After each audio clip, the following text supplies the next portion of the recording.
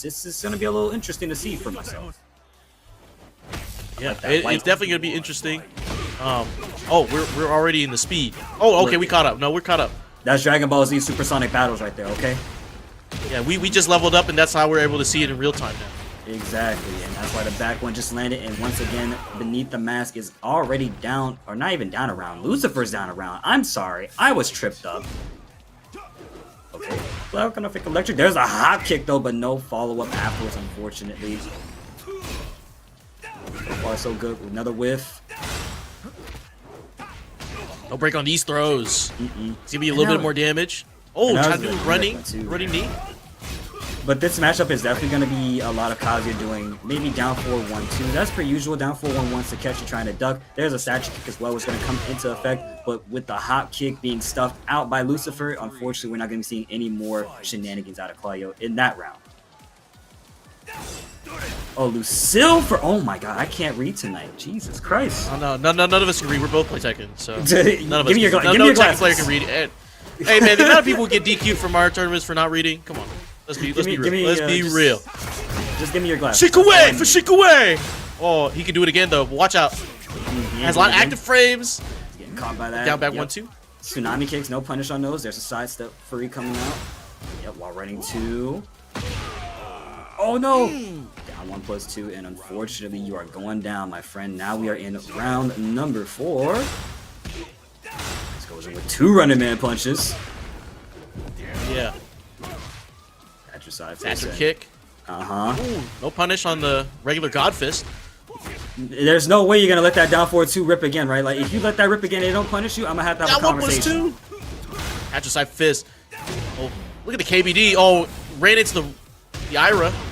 Yes, sir. But down 4-1-2 instead. Don't you even try it again. And there's an electric with the help of heat, and we're gonna be taking this round. Never mind. We are actually. I am so sorry. Oh, you saw that? Sidestep electric, wavoo, hit a down jet, probably, miss input, right? But still set up against the wall, got that low wall splat, able to just finish off the round right there. Lucilfer with first game. Lucilfer, and we're stepping right back into the second game as well here.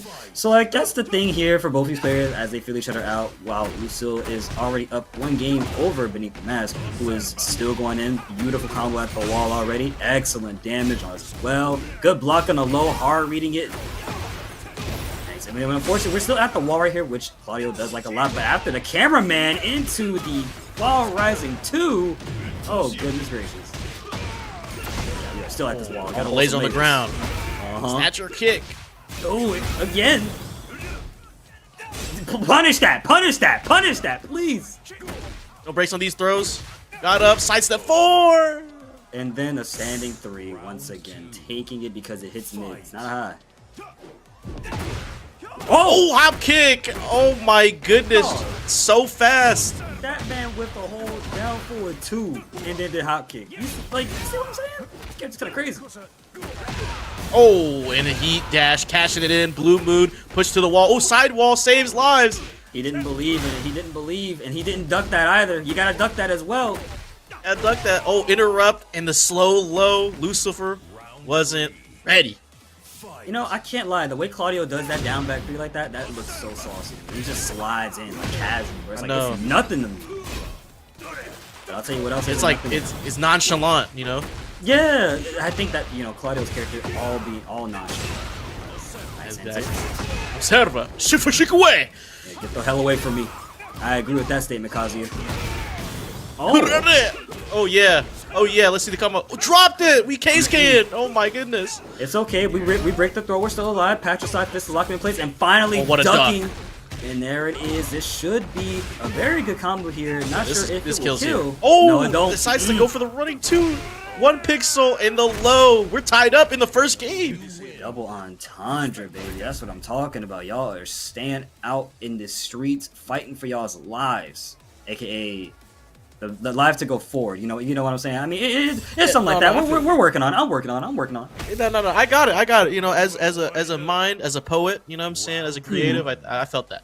See, you understand the vision. I think that's important. You know what else is a vision right now? Yeah. The fact we're about to see a hop kick like that right there. Matter of fact, we're going to the wall, DJ. Matter of fact, Oh pop yeah, the heat. It's bet on time, it, bro. You at the hot dog stand. Yo, give me a Frank, all dressed, cashing it in. Ooh. 2 side step forwards. Okay, goes for down 1-2 that time as well. Trying to keep them honest, but Lucilfer blocked it out perfectly and is able to finally get away from that wall here. Yes, wall running 2. So far, so good. Just feeling each other out, poking out still just a little bit more. No duck that time. It's pretty quick. I get it. Hop kick! Don't you dare! Oh.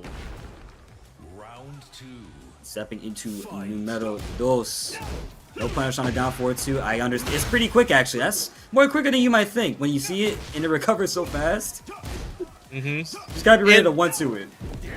Yeah, and it's great to see BeneathTheMask just go for it because you know sometimes when you're playing like Claudio or you're playing a character, you're afraid to throw out those moves, but sometimes you just gotta go for it. You know, find the timing. You know, just like when like that, just like that. Prove me right. Thank you for providing to my analysis, BeneathTheMask. Let's go. Exactly. Running to the Ira, so much damage. Let's just phrase yet. low heat smash. Nicely done from BeneathTheMask here. Rocking the red. Claudio is trying to make sure to go further here tonight. Both of these players doing excellent. 2 already 2s. Goes for the side step forward. Lucilfer reading that as well. But got caught by the other one. 3-1. You gotta duck that one eventually at some point. Nice. There's a Patricide Fist getting something started here. But there's a block on the Hell Sweep. What a guess. And we are at the wall here.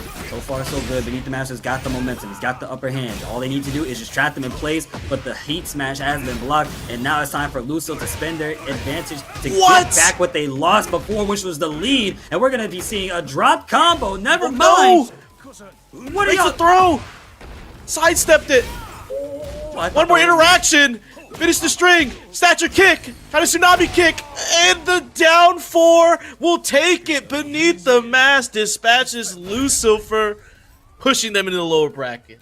That is actually insane. Like, yeah, that was a K-skate. That's a K-skate type of drop right there. No. He was in the dark. And I hate to say that since we just left February. So I you know what I mean? Like that's my fault, man. Alright, anyways, we are going into this match right here. Forget what he was talking about. All I'm gonna say is I was in the depths of despair talking to Xehanort and stuff about the darkness. Just like we're talking about how Tap here is going up against Aztec, who's doing wonderfully with Paul in terms of pressure, but Panda Doom, I like this fit, is still offense heavy. Tap lower and lower in life, trying to get something started. But there's a throw, you didn't break it, and now we're in rage territory.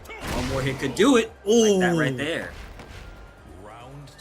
Some new players we haven't seen before, I don't think, in the Breakout Series, or at least haven't seen them on stream. Tap, GOD Panda player.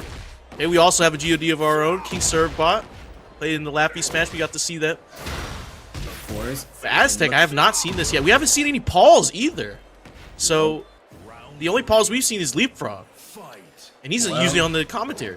Let's find out that this is just Leapfrog's burner. You know what I mean? What a jump. Let's find out. Definitely. And another throw of Palm to the chest. There's the back one from Panda. Rolls in, goes for a shooting star. Make a wish. I like that Aztec blocked those lows there earlier and dares it down for one string, trying to keep them in check as much as possible. But backing away. Shit damage adding up now. We're both in rage right now. Bear. Oh, caught! The rage art. Oos! And that man, sir, about to chat talking about some don't make us bear players look bad. Well, guess what? You are now down a game, Tap. Come on now. No round brown as well. That's the worst type of round. I think we just made that. Like that's gotta be the worst type of round for anybody. Oh, just rematch. They said no. Let's run it back. Let's run it back right here. These ain't TWT rules, bro. We can just go right back and forth. Ooh, counter hit. That's a launcher. In the face. Oh, this is not gonna be pretty for Aztec when they get up. Look what they have to deal with when they block. All right, here we go. Yeah. Never mind. They chose not to run. Actually, decided to disengage from combat. I get that decision. Oh, let's go. But it's time. Oh, it's time. Guard break. Oh yeah. Another low. Lows again. Yeah, goes into another low out of a special step right there. What a block though on the low from Panda and picks up. Jesus Christ. you can see Aztec just go for those lows and then go straight for a mid, right? So just to open up Tap's defense. And at the same time, I'm wondering why Tap didn't decide to switch stage, because the Bears benefit from having that wall. So, you know, we're on Coliseum, pseudo infinite, right? Really large stage. So I'm wondering, you know, why the choice to just instantly rematch on the shoulder. It might be a better stage awareness, as a matter of fact, because here's the thing: because those walls are in sight but very far away from you for the most part, for at least the 30 seconds of the round that pass. Nice grab, by the way. It becomes this matter of, okay, we can go to that wall, or I can fight back and not let you get that wall for you to do anything. What a block on that back four. Might be just seeing that combo. wall. Yep, coming up in a little bit right here. We're inching closer, though. That's for damn sure. But backing away, Aztec finally going over the commando roll and catching him with the sway one. And this is going to hurt like hell. We are now at the wall, ladies and gents. Yes, it is. You win. Kumo, that's 6 rounds in a row. And that Aztec just put on a nasty show. We saw, once pushing Tap to the wall, right? We saw the setup to get that. I don't know. Yeah. Hey, it is what it is. We got legendary lore matchup right here. They And letting the intros play out. This is epic. Yes, sir. You gotta let it happen. Nicely done. Beautiful intro. Got Trunkiez on Heihachi with our wonderful, the one and only Zilla. First Dan Kazuya player out here. Don't get confused, folks, because trust me, this is not first Dan a gameplay in the slightest bit. Look at what we're dealing with already here. At the wall, beautiful combo, damage applied, and now he's got the Oki, but chooses to wave dash into steel pedals, so he's got to make a big of a comeback right now. Sidewalk, this heat burst, sidestepped it, and this is going to be a wall splat heat smash. I like Delayed that. it just to get some more wall damage. Ooh. Exactly. Nice optimization at the wall from Trunkiez and ends it off with a quick mid to low, and now we are in round 2. And I gotta say, watching Zilla play Kazuya is a lot with timing and reading their opponent. Zilla will do a lot of just the same moves over and over usually, which most players do, but it's very good watching Zilla play. Why? Because this happens every time. What a sidestep. And what people don't know about Zilla, he's a lab monster. Yes, he is. Don't let that first, like I said, don't let that first stand fool you. You know, if he loses a set against you, he'll ask to play more games. He'll go in the lab. He'll lab it out. He's gonna find that interaction and lab it. Trunkiez, on the opposite end, is optimized. Like, that's the word I'd use for him. Like, every combo, everything is max damage. Right, but another thing is that both of these players are super duper optimized. I think it's just a matter of who's going to have better control of their space and who's going to be, I guess, how do I describe it? How do you handle offense from both of these characters at this point? Because both of them are the same characters, Mishimas. Right there. At their core. And another quick load to close out that round right there. Trunkiez with level 3 on their special meter right there. Warriors install whenever it's prepared to lock out. Ooh, there's the hell. Gold sparks on the charge moves too. Like, Trunkiez has that timing down. Oh yeah, he still got the timing down. Zilla's running into life right now. Wavu. Ooh! Run up down for 2. Flash punch. Yeah! Like, what a guy! Ooh, run up electric! Oh my what? goodness. Do you feel the static? I definitely do. Barely able to What a avoid wake up. that. Rashikue! Oh, almost got the punish. What a dick jab to stop offense coming at them. Just block it out. There's an electric from Zilla! Ooh. This is high octane. We're going to a final round in game 1. Already starting off strong for both of these guys right here. Alright, so far Wins so a good. Fujin stance, or Win Kame. Nice statue kick once again. Couple more lows coming out from Trunkiez and Zilla choosing to get caught by them, which is understandable. Lows, usually you'll see a lot of players, or sometimes take a couple of lows, whether they're small, occasionally big ones. But they still choose to fight it out because it's like you can't do nothing but block it out at some point. Just let it happen. Chip, what a down jab to interrupt. Yes, indeed. I had the frames to do so. 1-1-2 flash punch. 4-4-2. Spring kick! Kurame! Ooh, steel pedal. Steel pedal. No! Oh, blocks the hell sweep. What a commitment. And down 4-1's going to seal it for the first game. Trunkiez and Zilla, the battle of titans right now.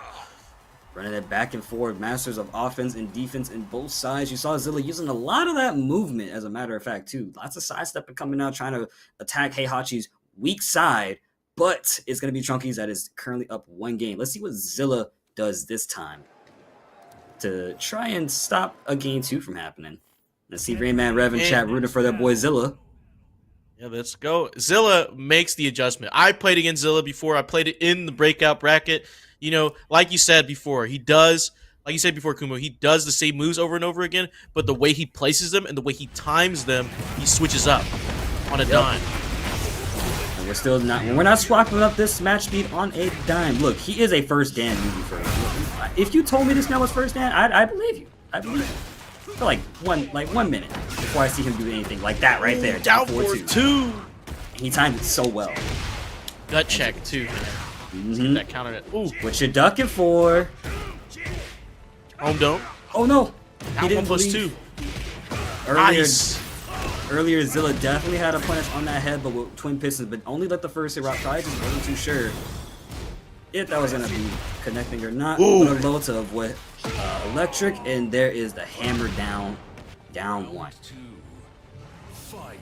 All right, stepping into round 2 right here. 1+2 again. Exactly. From Zilla. It's a good way to start your round off too. It's really good. Wait, it was in. Oh, no punish from Trunkiez on that. Down 4-2. Oh, sweep. Hwoarang now. Trunkiez now fighting back, getting away from that wall. Start some momentum, buddy. What? What a reaction! Trunkiez electricked Zilla as Zilla was in the animation for 4-4-2. Gets to the wall. What a side wall. You know it's on what? the ground right there. Alright.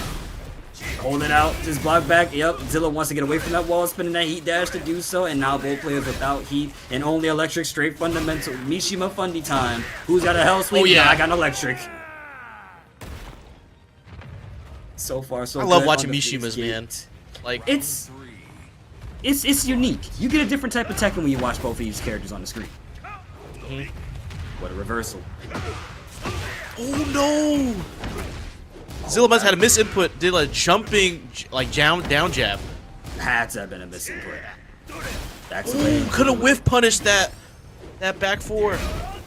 Look at Zilla just starting to wave for a little bit there. Catches them with the down forward. 1-2. Picks up, and we are not at the wall just yet. We're just getting closer and closer. There's the floor burst.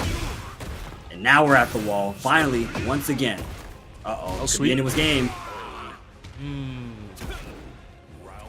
And it's scary in that situation. You see, Trunkiez has Zilla at the wall usually. Trunkiez is always making sure to not let you escape. And even if you do pressure Trunkiez, they know how to come back. So that was definitely an interesting one, to say the least. To see Trunkiez go down 4-4-3. Gets takes Trunkiez again to the wall. Let's see how Trunkiez Rashika Way hits on the ground as Trunkiez is trying to get up. Final round. Set point for Trunkiez. With a fist to the gut, no less as well, right? Misinput. I know that was a misinput like crazy. Or his instinct, though. This could be the X factor. Zilla pops heat. Oh no!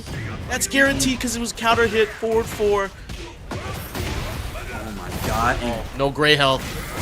This is not plus looking frames. too good. Oh, 8-2. Oh. God damn, man. You ain't have to do him like that. Man got a family. Graduated from the academy, was in blue ranks, now in Tekken King, has to face their first big opponent in Revengeance with this God Bryan. Well, and, you know, Bryan with the Tekken 7 fit, no Metal Gears in sight, of course, and the King Server in the match, cheering on the student that they've worked with for so long, who goes in with a perfect throw, giant swing, and you gotta tech it. Can you tech it? Yes, they do.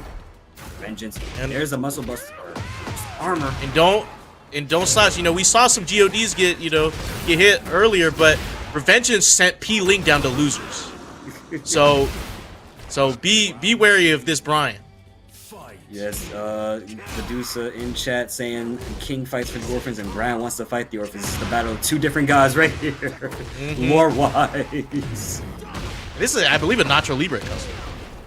Yeah, it is actually. The more I look at the colors, you're right. Sir, G-Sticks got that unlocked. Oh, didn't fall for the the 3+4 charge too. Or charge. It's a little bit tough for King because the thing is, when King is on defense, I'm not gonna say it's challenging for them to fight back, but it definitely becomes a bit of a challenge just when some of your moves aren't always as fast. But there is the reversal with the low parry. We're at the wall once again. There's a muscle armor trying to come through. It must be a little bit of mistiming on it, to some degree, but there's a Tijuana Twister. instead. Boom. Yes, sir.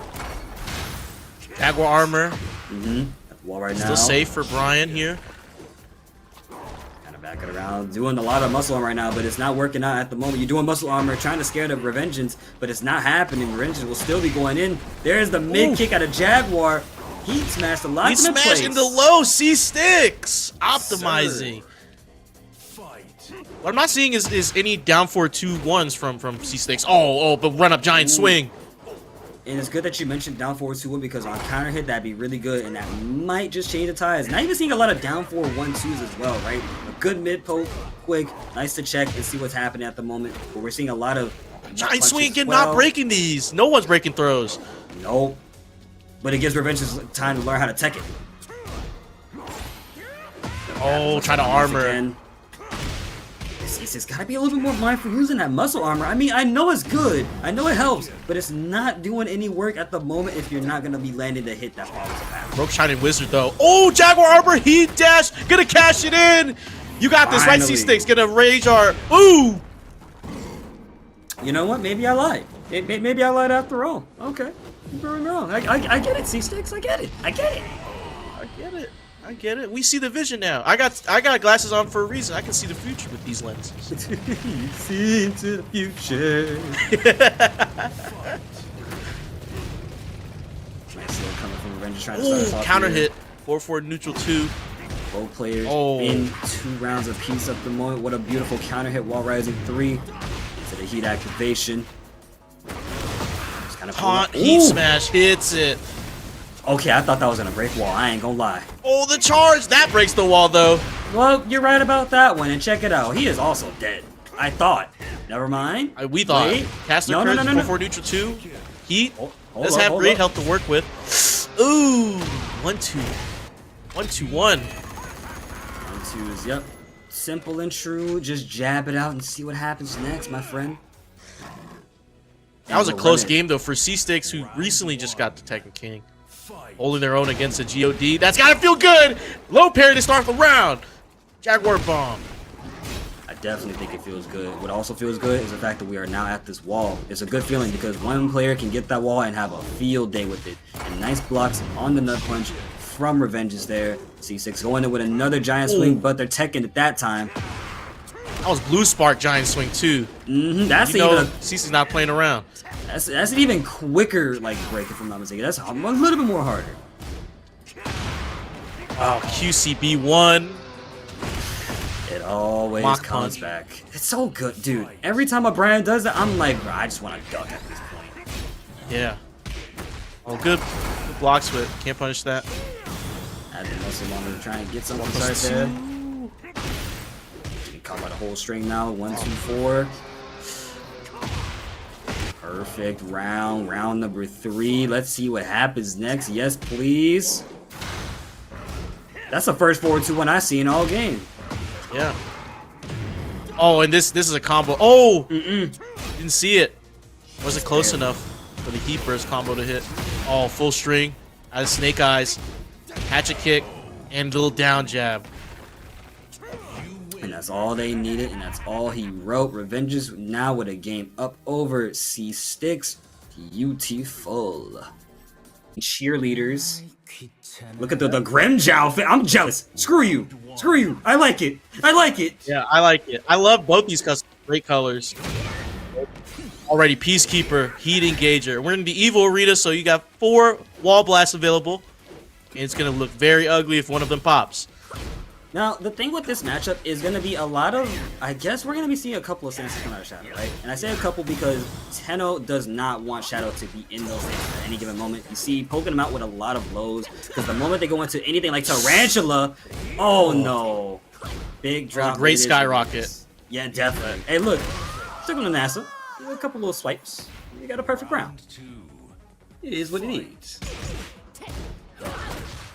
Great blocks too. You have to be very, you know, understand the punishes against Zafina, especially. And you gotta understand like what's a frame trap. You gotta understand her traps. And you gotta understand what gaps you can to launch her or like duck, because she's very unusual when it comes to her animations as a Tekken character. So I think Zafina is someone you genuinely have to get in the lab to look at.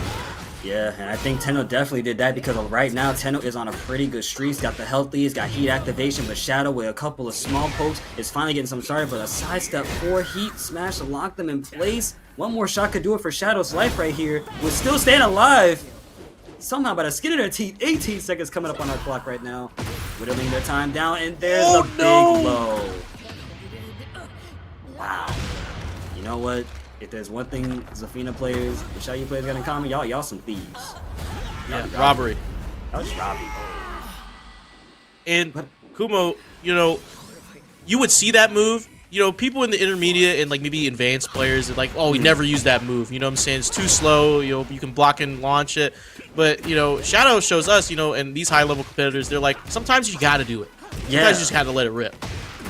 And it all goes back to presenting that option, which a lot of people sometimes are afraid to present a lot, and I get that. But right now, the only option being presented is death for Tenno here because we're going to the Rage territory in just a couple more hits, maybe even one more chip activate or chip move, like that right there.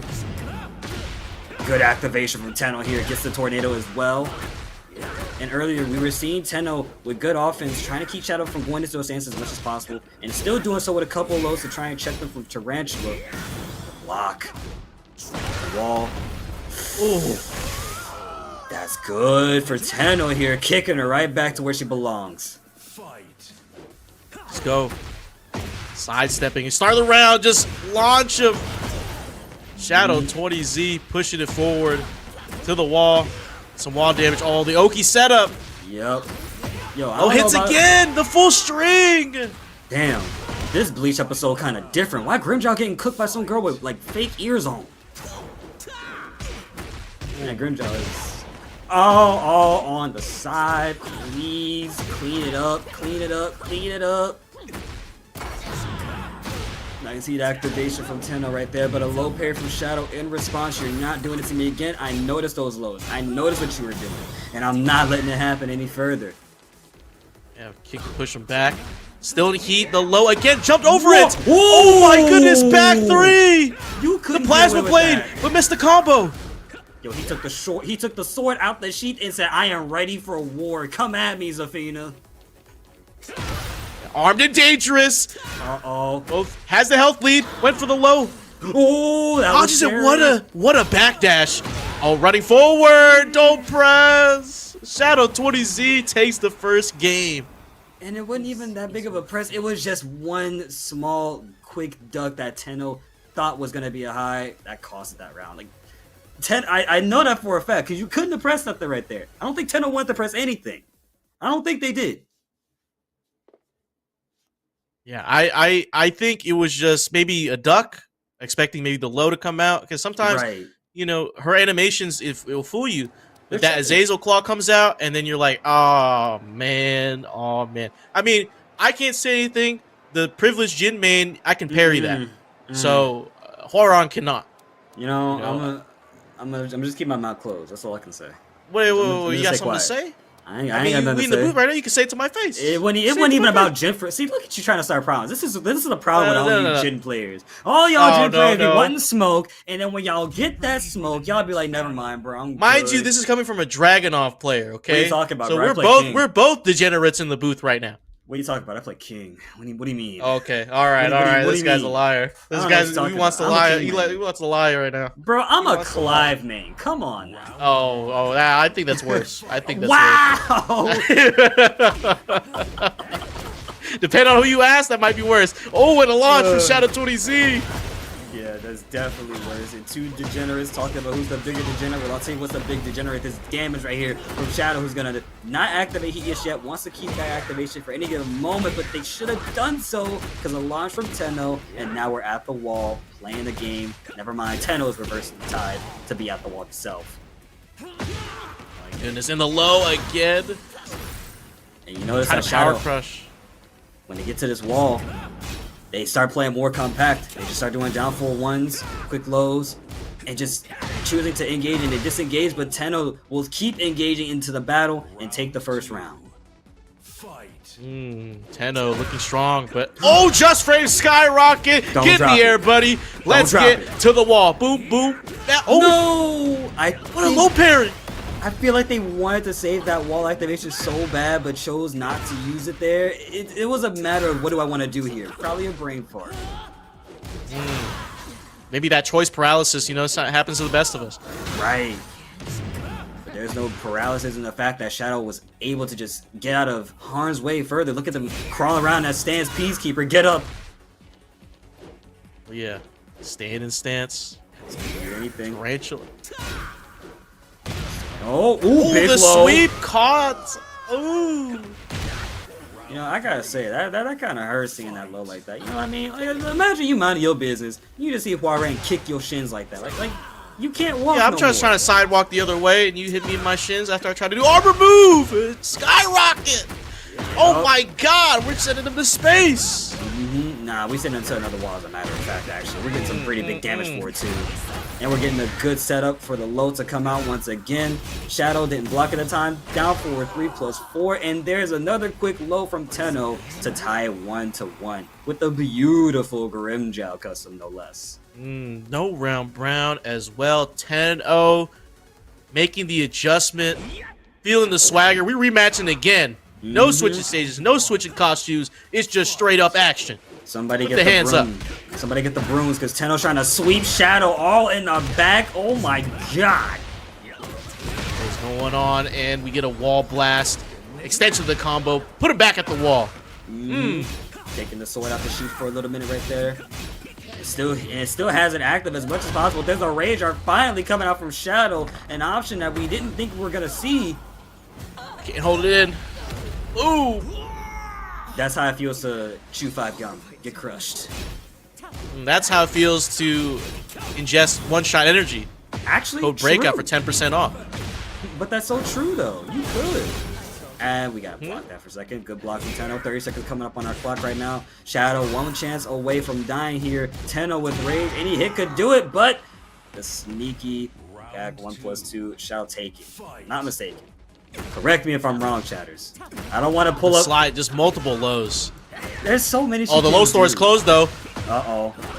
Yo, how much you got that for? How much you paid for this combo? How much? It looks like 50% off. 50% off. Boom, boom, boom. Man, oh yeah. That's definitely 75%. Stop playing with me. Oh yeah. No, it's 80. It's the whole 80? clearance rack. Bro, Oh no, it's a liquidation sale. Everything's gotta go. God damn. Tenno. Firing right back. Beautiful low from Tenno right there. And I say beautiful only because guess what? You're adding damage to Shadow, and that's what's the beautiful thing about it. It's like, yeah, I'm hitting you. I'm hitting you. Left and right. Oh, got caught. Must have pressed a button right there. The timing mix up. Backs away, goes in. Poking away, just trying to figure out how to crack open Shadow, but Shadow with a 1+2. Chopping away, misses a couple hits. Oh! The That's properties. Might be a little bit risky for Tenno right here, who managed to stay alive. We're getting that wall activation. Just use it. No, they didn't think it was gonna happen. The sidewall. Oh, but still Tenno keeps composure, adjusts, and now is set point against Shadow 20Z. It's one more round. Tenno's doing their hardest here, trying to stay in this. Got the cheerleaders in chat, giving them their energy. Can't step on that, sorry, friend. And those lows come out from Zafina. Oh my God, it's annoying. But right now, Tenno is actually still getting hit. I spoke a little too soon there. At the wall right now, creating ourselves a situation for Tenno to hold. Dash. Oh! Right Flamingo out the way! Has hit still, but the low-high string's gonna hit. It's a final round. Double Roichi! The cameraman said, yo, let me just switch sides real quick. Beautiful broken throw. Trying to mix a shot with fainted kicks. Left and right flamingo, right flamingo. But there is Zafina once again on the prowl, creating a bigger and bigger health deficit. And this is a beautiful combo because guess what's happening? Oh, no. This is about to be death. right Oh, now. this is 3, it. 2, 1. Shadow 20Z off of just a like pickup. Takes Tenno out. Tenno has to go down into the lower bracket. Great stuff from both players, but Shadow won that in taking those gambles because, you know, Serve also has been talking about trying to work on his defense a lot as a bear. You know, I think that's one of his softer spots. You know, pun intended. Part of the bear. But I mean, nothing soft about these paws. Nothing. Speaking of the devil, like you said, nothing soft about the pause because they're still putting in the work on KingRaze, who is now down a round. As we were just trying to figure out why Servbot was on the offense instead of the defense there, much to the opposite of what you were mentioning earlier, DJ. Yeah, and Servbot, like I said, very aware of the big buttons, very aware of the flow charts, knows the mixes, right? Understands why things work, why these mixes work in his favor. At the same time, you got KingRaze firing right back, finding the adjustment. In the combos, wall to wall. Corner to corner? No, almost all kind of corner to corner, not entirely. One more guess could do it, and unfortunately that did it. Nicely done from KingRaze, firing back at Servbot, of course, and another big swipe from the bear herself at the wall already. You know, I gotta say, the more I look at that backpack on Panda, the more I think she must have gotten that from the Dollar General store or something. There's no way. There's no way. I don't think they make backpacks that big. Be fair. True. This is a bear specific size ass whooping you get with that backpack on her back. Jesus Christ. King Servbot on round 4 already. Chopping down KingRaze's legs like it's bamboo shoes. Like just Oh yeah. Shine your shoes. Nice sidewalk to evade the charge, and that's a combo. I'm impressed that picked up like that actually. Yeah, that's a staple combo after that move. On counter hit. Oh, watch out, don't press while Lidia's in heat in the Heaven and Earth stance. That's an auto parry. Ooh. And look at KingRaze trying to answering back for every round that Servbot takes. So this right now with another big low. Actually, yep, 2 in a row. This could be anyone's game here, but Servbot choosing to run away for a little bit. And there's another back one in response. Now we getting ourselves started here, sitting on them. Hopping over at the wall. What do we do here? Block it out. Yes. Okay, just keep blocking. Yeah, that's +6 though. More plus frames. +6 again. Don't press. Went for the throw. Gets it. Oh, he's got one more shot Stay at on the life ground. right here. Look at the help. Look at the help. Look at the help. Oh, but look at a lot of great help to get back. Charge it up. That's Down a back low. 4. Oh, the Makes a broken throw. Try to down back 4 again. Yo, it's Hello. 17. Oh, 2, 1, 3. Here, pandemonium in that last part of the round. Servbot kept his composure and just made the right decisions, threw out a faster move than KingRaze did, and King Servbot, you know, trying to see if he can add another crown to his temple. Man, you know, I like that Servbot did 2-1-4 right there. You wanna know why? 2-1-4. Because the thing is, the only thing you could do in that situation is just a quick butt. And it was that timing, but it was a little bit of desperation. It was like, okay, I gotta do something right here just to try, and it worked out for them. So thankfully, Servbot was able to stay alive and get that game as we step into the Elegant Palace, aka Lee's mansion, with his factory or his training dojo or whatever you want to call it, right at the bottom. Oh my goodness, I don't remember Tekken lore. It's been too long. Yeah, I think it's a combat factory. Combat factory. Yeah, it's got to be. Oh, already starting off in heat. And Lidia in heat state with that Heaven Earth stance becomes so scary because you got the auto parry, you got the plus frames, and the unblockable high. It's such a devious mix. Well, the only thing devious right there was that hop kick, right? So now we see KingRaze answering back to Servbot, wants to get this started here and trying to close out, but Servbot with a throw out of the hunting stance. No great life for you, KingRaze. One more chance, could do it in a hop kick. No pickup though. Oh, are you? What a slow-mo! Oh, try to 1+2. Oh, the low. Round 2. It's the fact that I wasn't ready for that to happen. I just wasn't ready. It makes sense, but I just wasn't ready. Whiffed on the honey bear charge. At the corner right now. Could fight back as much as they want, but no dice. KingRaze keeping Serbot away and back in that corner. Kind of feeling it out, just moving, just quick stuff. Oh, watch out. Heaven and Earth. Plus. Lows. Round 3. And this is more offense coming out of KingReyJr because Serbot hasn't even gotten a singular round despite both of those looking like they could have been his. Yeah, oh, we got a back one heat engager. Welcome to the Panda Express, shooting star, make a wish, shine your shoes. Oh, Serbot answers with the mighty paw. Right back. Fight. Right back at Shino Kirby as we step in here with another big, not launch, but just some more guaranteed damage because Panda and Bears in general are just that kind of character. Goofy, but they hit like a truck. All right, look at the Kind of low back one right coming there, out. but the low's going to catch off. Yes, Jab indeed. combo. Love to see that. And I feel like KingRaze, every time they get to that wall, it throws KingRaze off because they're not prepared for that wall to be there on the side, no less. But we're going to break it this time to not deal with it anymore. And we're probably going to get the balcony break if we just landed that last Twin hit. Pistons! all Oh they my needed. god! Oh, wee mama. Fight. Final round, set point for Serbot. Survival point for KingRaze. This could be a very big lead for Serbot right here. They just keep the offense with Shooting Star and sit down pressure. But Raze with a heat activation to finally stop that offense. And I'm not too sure. Oh, okay. I guess we weren't going downstairs. I thought we were. It could have happened though, when you think about it. Or maybe not. What a Low parry, Serbot! Working on that defense. We saw low parries a ton on Monday at Laffy Smash, and that's basically how he beat Pling. So you know he's been working on that. And you're right. That's I got some wins off. Just saying. And for the wait. record, Hold up. wait. Hold up. That's supposed to be from KOF. I know exactly what character that is. I think I know what it is.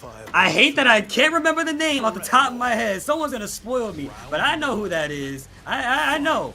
I think I know. What do I know now? This match has started. Cris is already starting off with a beautiful launch from Mayasma to get something started here. Still not taking out Cris though. Ooh, almost got a float right there. Ooh. And you're noticing Mayasma is already on defense here with Cris on offense immediately. Doesn't want to have anything started here as we're still going in. Pressure with a response back. Heat burst or smash Ooh, as that well. wall splat. Oh, pick up the hole. Oh, okay. Oh, Mayasma. She waited for the perfect dodge from Cris and then hit the jab off the oh my goodness. And then she What cans, interrupted Coke and Pepsi, open them up. off the interrupt from Ice Age 2. Yo, she is very, very gutsy. That's that gusto. And you gotta have She's it gaming versus right Clive. Definitely gaming. Oh. Look at that right there. What a punish on Cris. And down another round.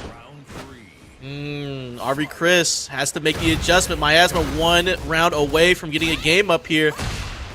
And I don't think Cris was prepared for this crazy Jun gameplay to come out at them at any given moment because right now it's a matter of Cris trying to keep that lead, but Maya keeps taking away from them so they don't get anything started here. We might be seeing that happen right now. As a matter of fact, buttons are coming out. Maya's getting hit and she's dead. Wow, what awareness. Got Mayasma to the wall, got a wall splat off of that string. And that 1+2 from Clive is dangerous. Just Garuda! like 3 is dangerous too. Gonna spend the heat as well, taking us over to the wall with a tornado because that was optimized very well. Got to the wall here, but that heat is expiring. Mayasma manually inputs the heat burst, hits the heat dash, catches it out. But we're getting to the corner. Oh, look at this Oki. And you might On a just back die. turn. Without having used your heat once, you might just be dead right here. But Cris managed to stay alive. Beautiful down forward 1, 2, 3. And ends it off with Beam as well. Running 2, but Maya pressed, and there it is. Down to the final round in the first game only. My goodness. Oh, 1+2. And you, Safe Phoenix. move. Just throw it And out. Phoenix shift on Clive here actually reminds me a lot of Harry. He's got a low, he's got a mid, he's got a high, as well as 2 other follow-ups. That's a mid, that's plus. It's as well as something else. That right there, pole dance. And there's an up 4-1+2 grab. Almost dead. Phoenix shift slide.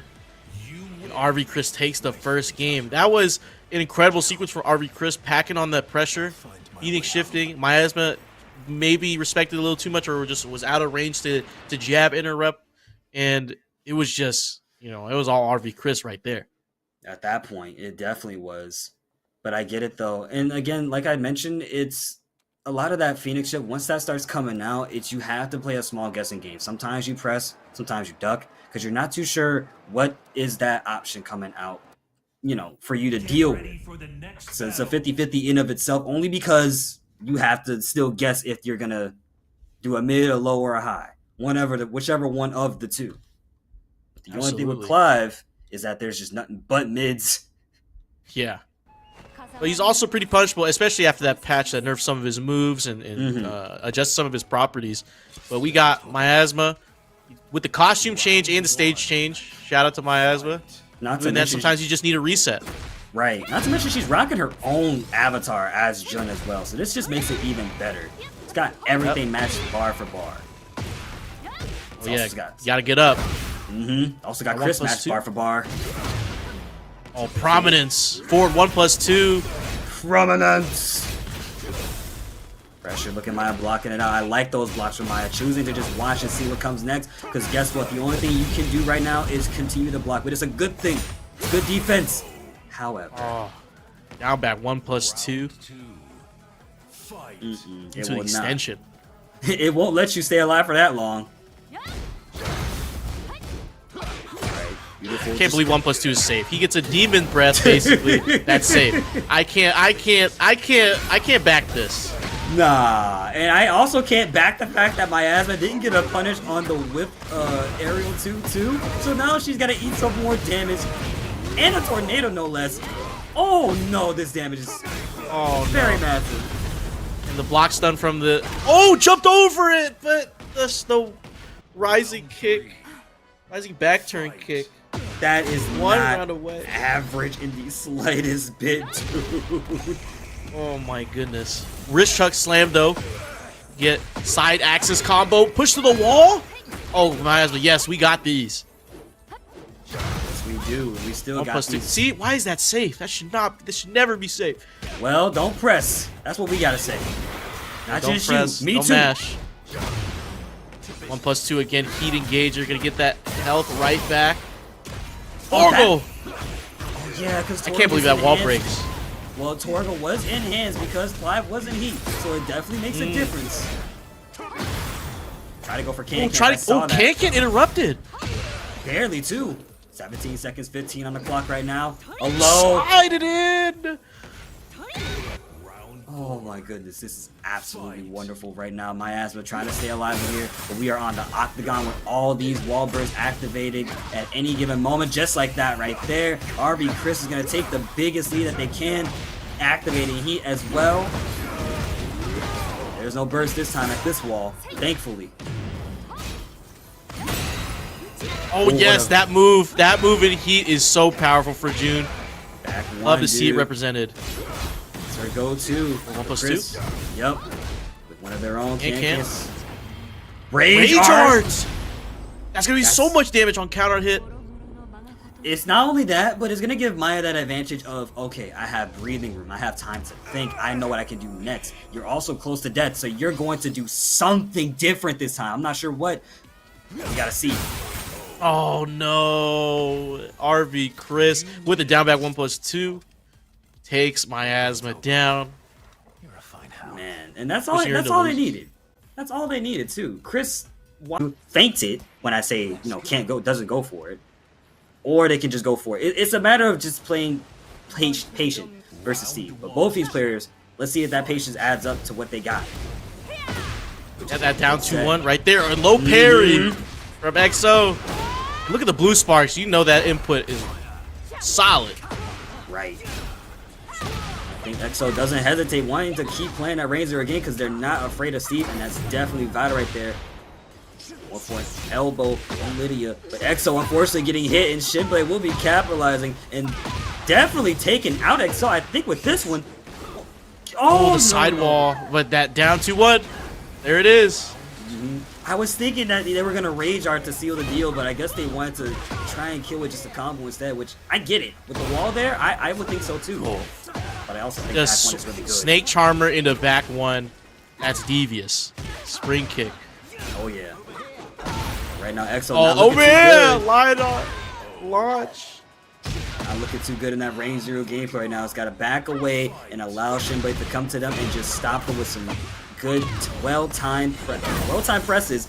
Just like that right there. But Shinblade with a 3rd spring kick in a row on EXO's defense there. Just going in, while ready punch. Goes for a low out of the string. Ooh! Oh, what a jump. Nice up forward 2 from Shinblade to keep themselves stabilized. Okay, backs off. Yep, Sonic thing. Ooh! Ooh. EXO recovered. What a great. Looked like might have been a down forward 4-2 right there, but it does not matter either way. Shinblade will still be opening us up in this round here. He's got heat activated this time. He's gonna go for the Gatling blow. Nice, does 1 low. And I like that they check with that shoulder a lot. That's good, because it's a mid, and if you duck, hey, guess what? You're gonna need a full damage combo. And what I'm seeing from EXO, like you said earlier, EXO plays a little bit differently, especially once we compare it to our earlier match with KingRaze and Servbot. I mean, KingRaze, I mean, EXO is, representing different strings and different moves than KingRaze was using in that match against Servbot. They're yeah, you're right, because they're representing that Lidia has other things that they can do outside of just the basic normals that we always see. But what we're seeing also as well is that Shinblade is not only up a game, but starting us off with another counter hit back 1, and we're at the wall immediately with Sonic Fang activating that heat once again to get extra damage with a juicy Gatling gun. Uh-oh, guess right? Yes, they did. What a back 4. Ooh, knocked the 4-4-1 or running one. So far, so good from Lidia. Nicely done. Try to go for a quick 3-4 right there, but Raw running 2 will stop it all. It's a round number 2 right there. What a low sidestep from Shinblade and a nice duck on the unblockable. Gonna pop off heat right there at the wall immediately. Goes for the political storm. Back 1. Right back at you. No more playing around. Right. Hold on. They're still saying it. Just look at where EXO's at right now. Look where they're at right now. They're still alive. They're just coming up on 30 seconds on the clock. No heat. Oh! Yep. The Muhammad Ali stepped into the uppercut, and we're now in round 3 with Shinblade looking pretty easy. Yep. Colonizer Kempo working its magic against Lidia. That 4-4-2 is gonna hit though. Again. Hit the mid. Hit you on the ground. OTG punch. What a float! And gets the blue spark after that too, but the ReyJr finally coming out, reading that offense correctly. Shinblade's got a little bit of time to figure out, alright, how do I get you from winning this? How do I stop you from winning this? Let's see here. Activates heat, that's the first step. Goes in with a low, into a whip punish, no. What a situation! Like I said, man, Steve's Colonizer Kempo, we saw it over here. Huh, you're out. GG's. Shinblade, chill out and just let it happen and just react accordingly. Because I'll tell you one thing for sure, and another thing for goddamn certain. KingReyJr not only has reactions, but they know how to watch. They just know how to react accordingly. They know how to react accordingly and make sure you don't do it again. Cool. Shout out 20Z's been watching, pushing KingReyJr to the wall. And look at that sidewalk into heat smash. A perfect round to set it off. Shadow 20Z not missing a beat. First round over. 7 gold letters, no less. And Shadow understands that weak side Asuka. Well, this is what happens. Goes for the low knockdown into the heat engager. At the wall once again, reaching it very, very quickly. But KingRaze staying alive. Poking out with some lows there, finally locking Zafina in place. Wanted to do something with that down back 2 there, but the throw instead, and Shadow says no. You should have started something sooner. Shadow 20Z already 2-0. I feel like it's only been like 30 seconds, but KingReyJr with that back 3, the Dragon Wheel kick launch. Get Shadow to the wall, plus frames. So far, so good. Yep, keep them locked in place. 1-3 is coming out. You try to sidestep. K timed it right. Backing away right now. Shadow doing the right choice. Just disengaging from combat. Doesn't have to do anything. Just wants to see if they can have them approach them instead. But the Tooth Fairy and generic low. The petty low. The petty low. And a little toe kick to your shins. Just locking them in. Once again, Cans, unfortunately, only one hit landing that time. Zafina. He's kind of backing off still right now. Oh my goodness. You want something to happen so bad. You see Shadow backing up, you're like, bro, I need you to do something. I just need something, bro. Yeah, it's like the Cold War, you know, you're just waiting for someone to send the nuke. Someone's gonna do it first. Yeah, someone's pressing the red button. But you notice that KingRay pushing the initiative? But you see, even when King does push the initiative, Shadow still doesn't crack, and he still just back off and just like, why? What do I have to do? You know? That's the question that runs through your head, because we're coming up with 15 seconds on the clock right here. What a punish with 2-3 from KingRay himself. Goes for the throw, but it's broken, and Shadow can either take this or not take it, which they don't. That mid check right there with that string, because Shadow was going to go for that low, but it's a little slower than somebody. And we go into the wall immediately.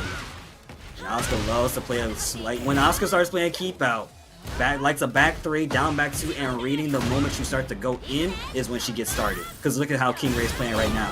Not hesitant. All in favor for KingReyJr, who takes it game 1 over Shadow in winner semi. Hear ye, KingReyJr has come back and taken one game against Shadow 20Z, starting off top 8 in the winner semis. This is a rematch right away. We don't care. Hey, look, we do not care. We do not care. No TWT rules. We can go back and forth.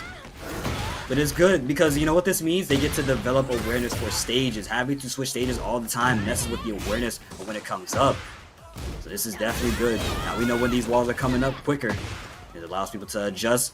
But KingRay's got to adjust to something. Because right now Shadow is unfortunately getting caught by that wall running 1+2. 1-3 and then another Sabaki.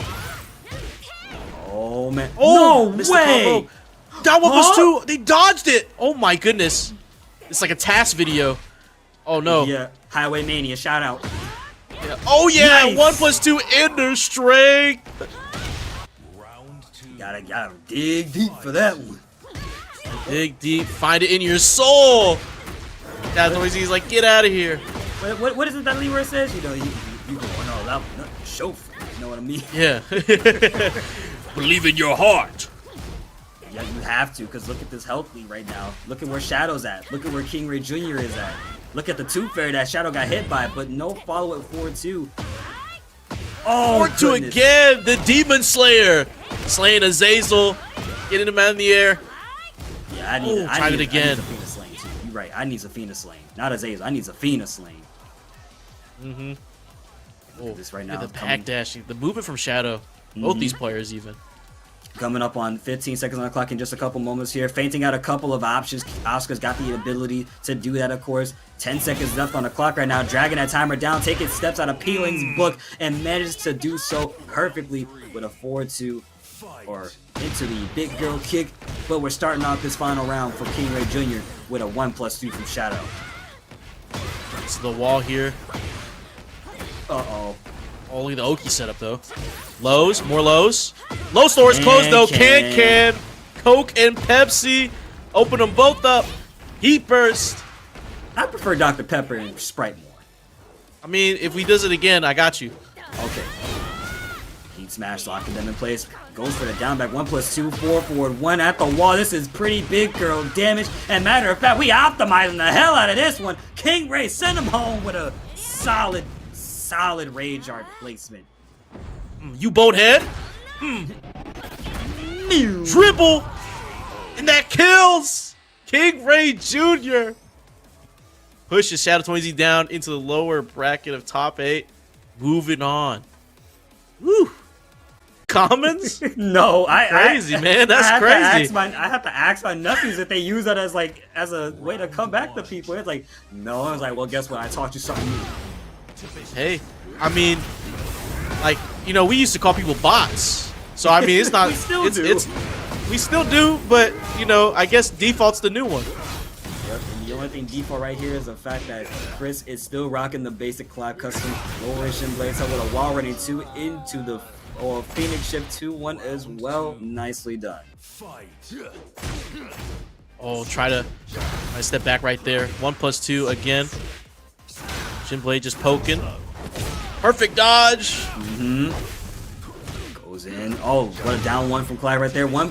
Shinblade is looking a little bit too uncomfortable, it seems. Try to armor, but that crushed it.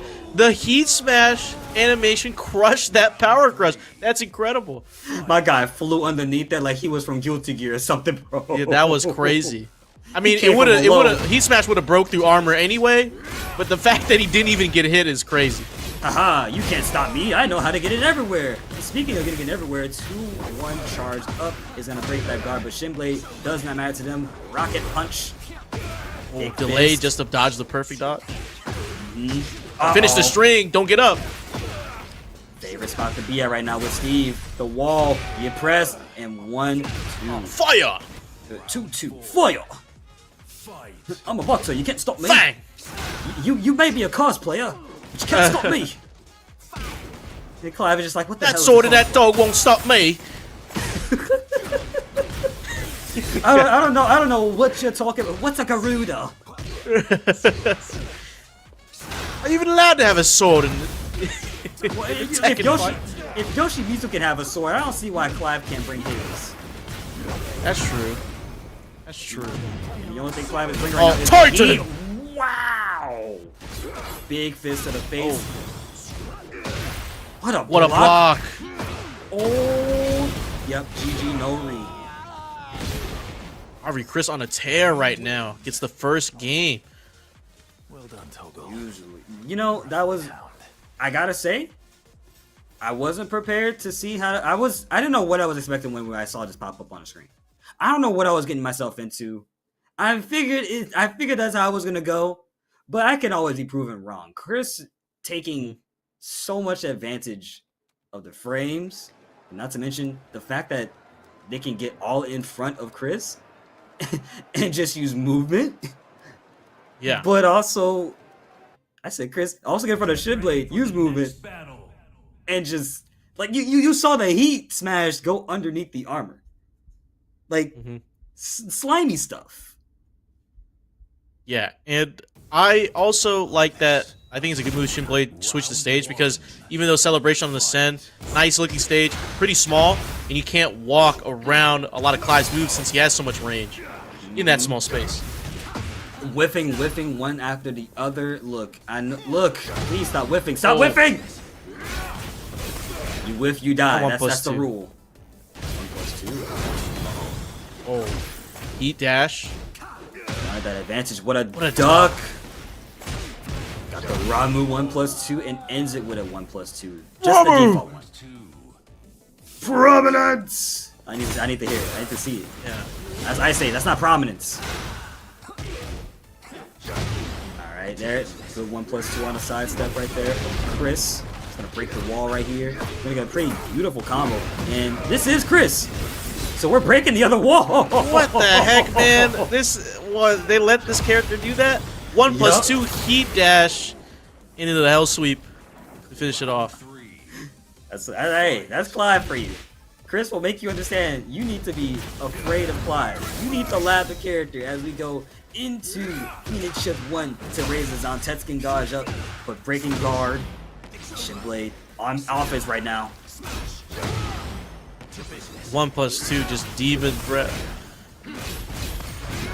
Demon breath's out. Still fighting back. E-dash keeps the advantage, but sidestep 2-1, and we're confirming into a pretty big damage combo. Double Garuda. Back to KingReyJr. Oh, we might hear the Final Fantasy music. Please. The victory theme. Please let me hear it. Please. Heck. That's one. God, that looks so cool. You win. Denying the inevitable. Wait, I want to hear. I want to hear. Always will.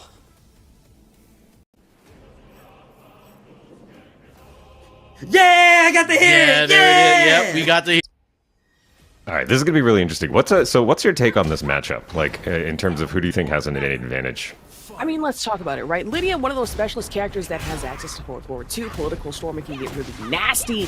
And honestly, once she hits 3 stacks, and it honestly should be wraps from there. But then we talk about Bryan, right? Notorious for being downplayed by his own players, is Tony, but I'm not going to talk about that today. True. Access to 2-touch TODs, pretty much everything under the board, snake edge, whatever you can think of. So while I want to say it's on pretty equal ground, I feel anything can swing the momentum. Really just Lidia here. Controversial opinion.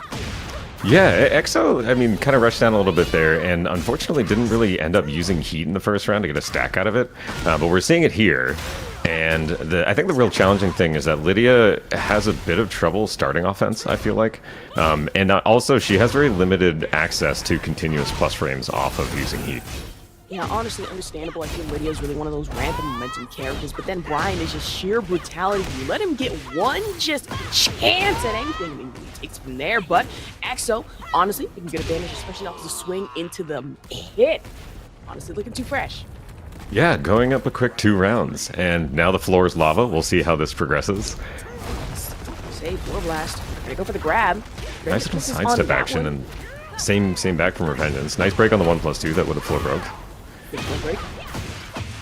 And we're going into heat. 4-4-2, nice. Having an earth stance, but back into the wall. Misses on the throw, though. Another 1+2 break, really nice. Looks like that was probably attempted a heaven and earth transition again. So be surprised at that one. 2, nice. Already, Yeah. EXO, up by 1 in the match. Quick low checks, and really just keeping it tight to prevent a situation in which Bryan can fit in any sort of counter hit.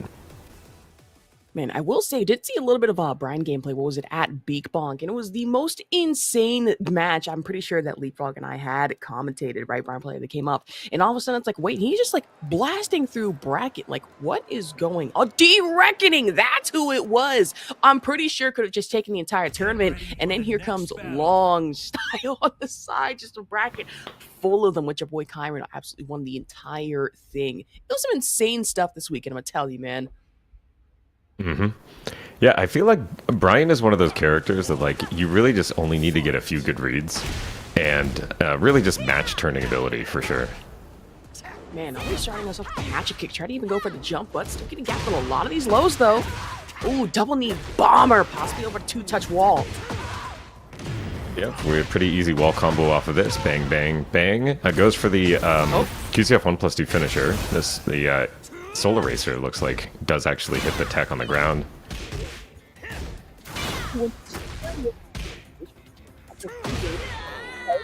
But that's going to be Revengeance. He's putting up 1. Doesn't use install just yet. Yeah, a little sign of life here. That's showing a little bit of the offense off. I think against EXO, it looks like he's pretty much just going to have to figure out how to press into some of these options. I was about to say, Revengeance is just trying to find something, anything, a lot of the gaps, really in crevices off of either the 1-2 or maybe even a hatchet kick coming up. Yeah, EXO doing a lot of good stuff here to kind of just not show off openings for counter hits. Unfortunately, doesn't break the grab here. And then the low down 4 manages to catch the tech option. Catches her back turn. That down 4 kick, honestly, got to write that down for later. It's not like I want to play Bryan totally at any time soon, but hatchet kick, whiffs, misses, and now that allows room for opportunity for EXO. Doing it with the heat engage at that. Yeah, nice 4-4-2 here. Goes for the 1+2 off of Heaven and Earth and cleans it up with a quick 3. And already 1 on the counter right now. EXO really just building up on the stack. Like I said, Lidia can really be one of those tricky momentum characters. But when she gets too high, honestly, you want to be careful. You don't want it to be wrapped from there. Try to go for the hop knee, especially off the low 4. But Revengeance misses, having to tank the damage. Crouch jab, though. Yeah, I'm noticing that Revengeance really is using a lot of quick jabs and other small options to kind of deal with the stance pressure from Lidia. And I think he can potentially get a little bit more in some of these situations. Lidia is left standing in a lot of these stance transitions. So there is probably an opportunity to squeeze in some jet uppers and things like that. Ugh, coming with the armor break at that one. Now tied 2-2. Looks like EXO, however, actually final round and set point. Yeah, a quick hatchet check. Oh, an unfortunate trade gets a launch. We're going to go to the wall with this and probably not a very... Yeah, the combo drops from the low wall splat here. And it's really unfortunate, even trying to confront the double knee bomb, but Revengeance has to force himself. Just the hatchet kick once, twice. Machine gun punches. But he found the 1-2 break. Coming in, and now EXO has to expend the heat, trying to find something, anything. So again, hop knee. Notice Revengeance really hasn't been taking advantage of heat, even in these rounds in which he has a strong advantage. Always something to watch out for the next one. Honestly, I am a little surprised by, because when we see Bryan, usually heat follows just shortly after, maybe even an install on a Snake Edge. But honestly, like you said, I'm really lacking in that, but still making up for it. Really just a lot of those counter hits, short jabs, really just to interrupt any pressure that EXO is throwing their way. Yeah, I think, interestingly, as we see the counter hit catch here, and we're going into a little bit of heat offense, nice check on the stance option. And this time, looks like probably tries to duck, thinking that the high option is going to come in again. And the low wall splat creates an opportunity for a counter hit standing 3. And already into the back 2-1 bread and butter special hop knee, right into the install at that one. Has to pop the heat. Back 2-1 already into the down elbow. Getting nasty with that on the side of Revengeance, but EXO will make up for it on the lows. Spend the heat again. Chip damage galore. I thought that was a little bit smart not finishing that incinerator combo, because at the wall it is -10. So EXO might have been able to, what was it, 1-2-2? And it might have been enough damage to kill. Double knee bombs. Install again. Back against the wall. Nefarious Bryan 2-1 yet again. Trying to go for taunt jet, but still hits on the uppercut. Oh, that was beautiful. And does this kill? Yeah, oh my god, just almost. A sliver of life. EXO, can you fight out of this situation? Oh, I don't know. Nice EXO patience. Out of it would have been insane with patience, but just waited a little too long. I mean, not much you could have done in that situation. Just back up against the corner, and Revengeance was just not letting up on the gas anytime soon here, Graham. Yeah, this is great. Oh my god, just a standing knee from the face down, head forward stance. Lay down option, I should say.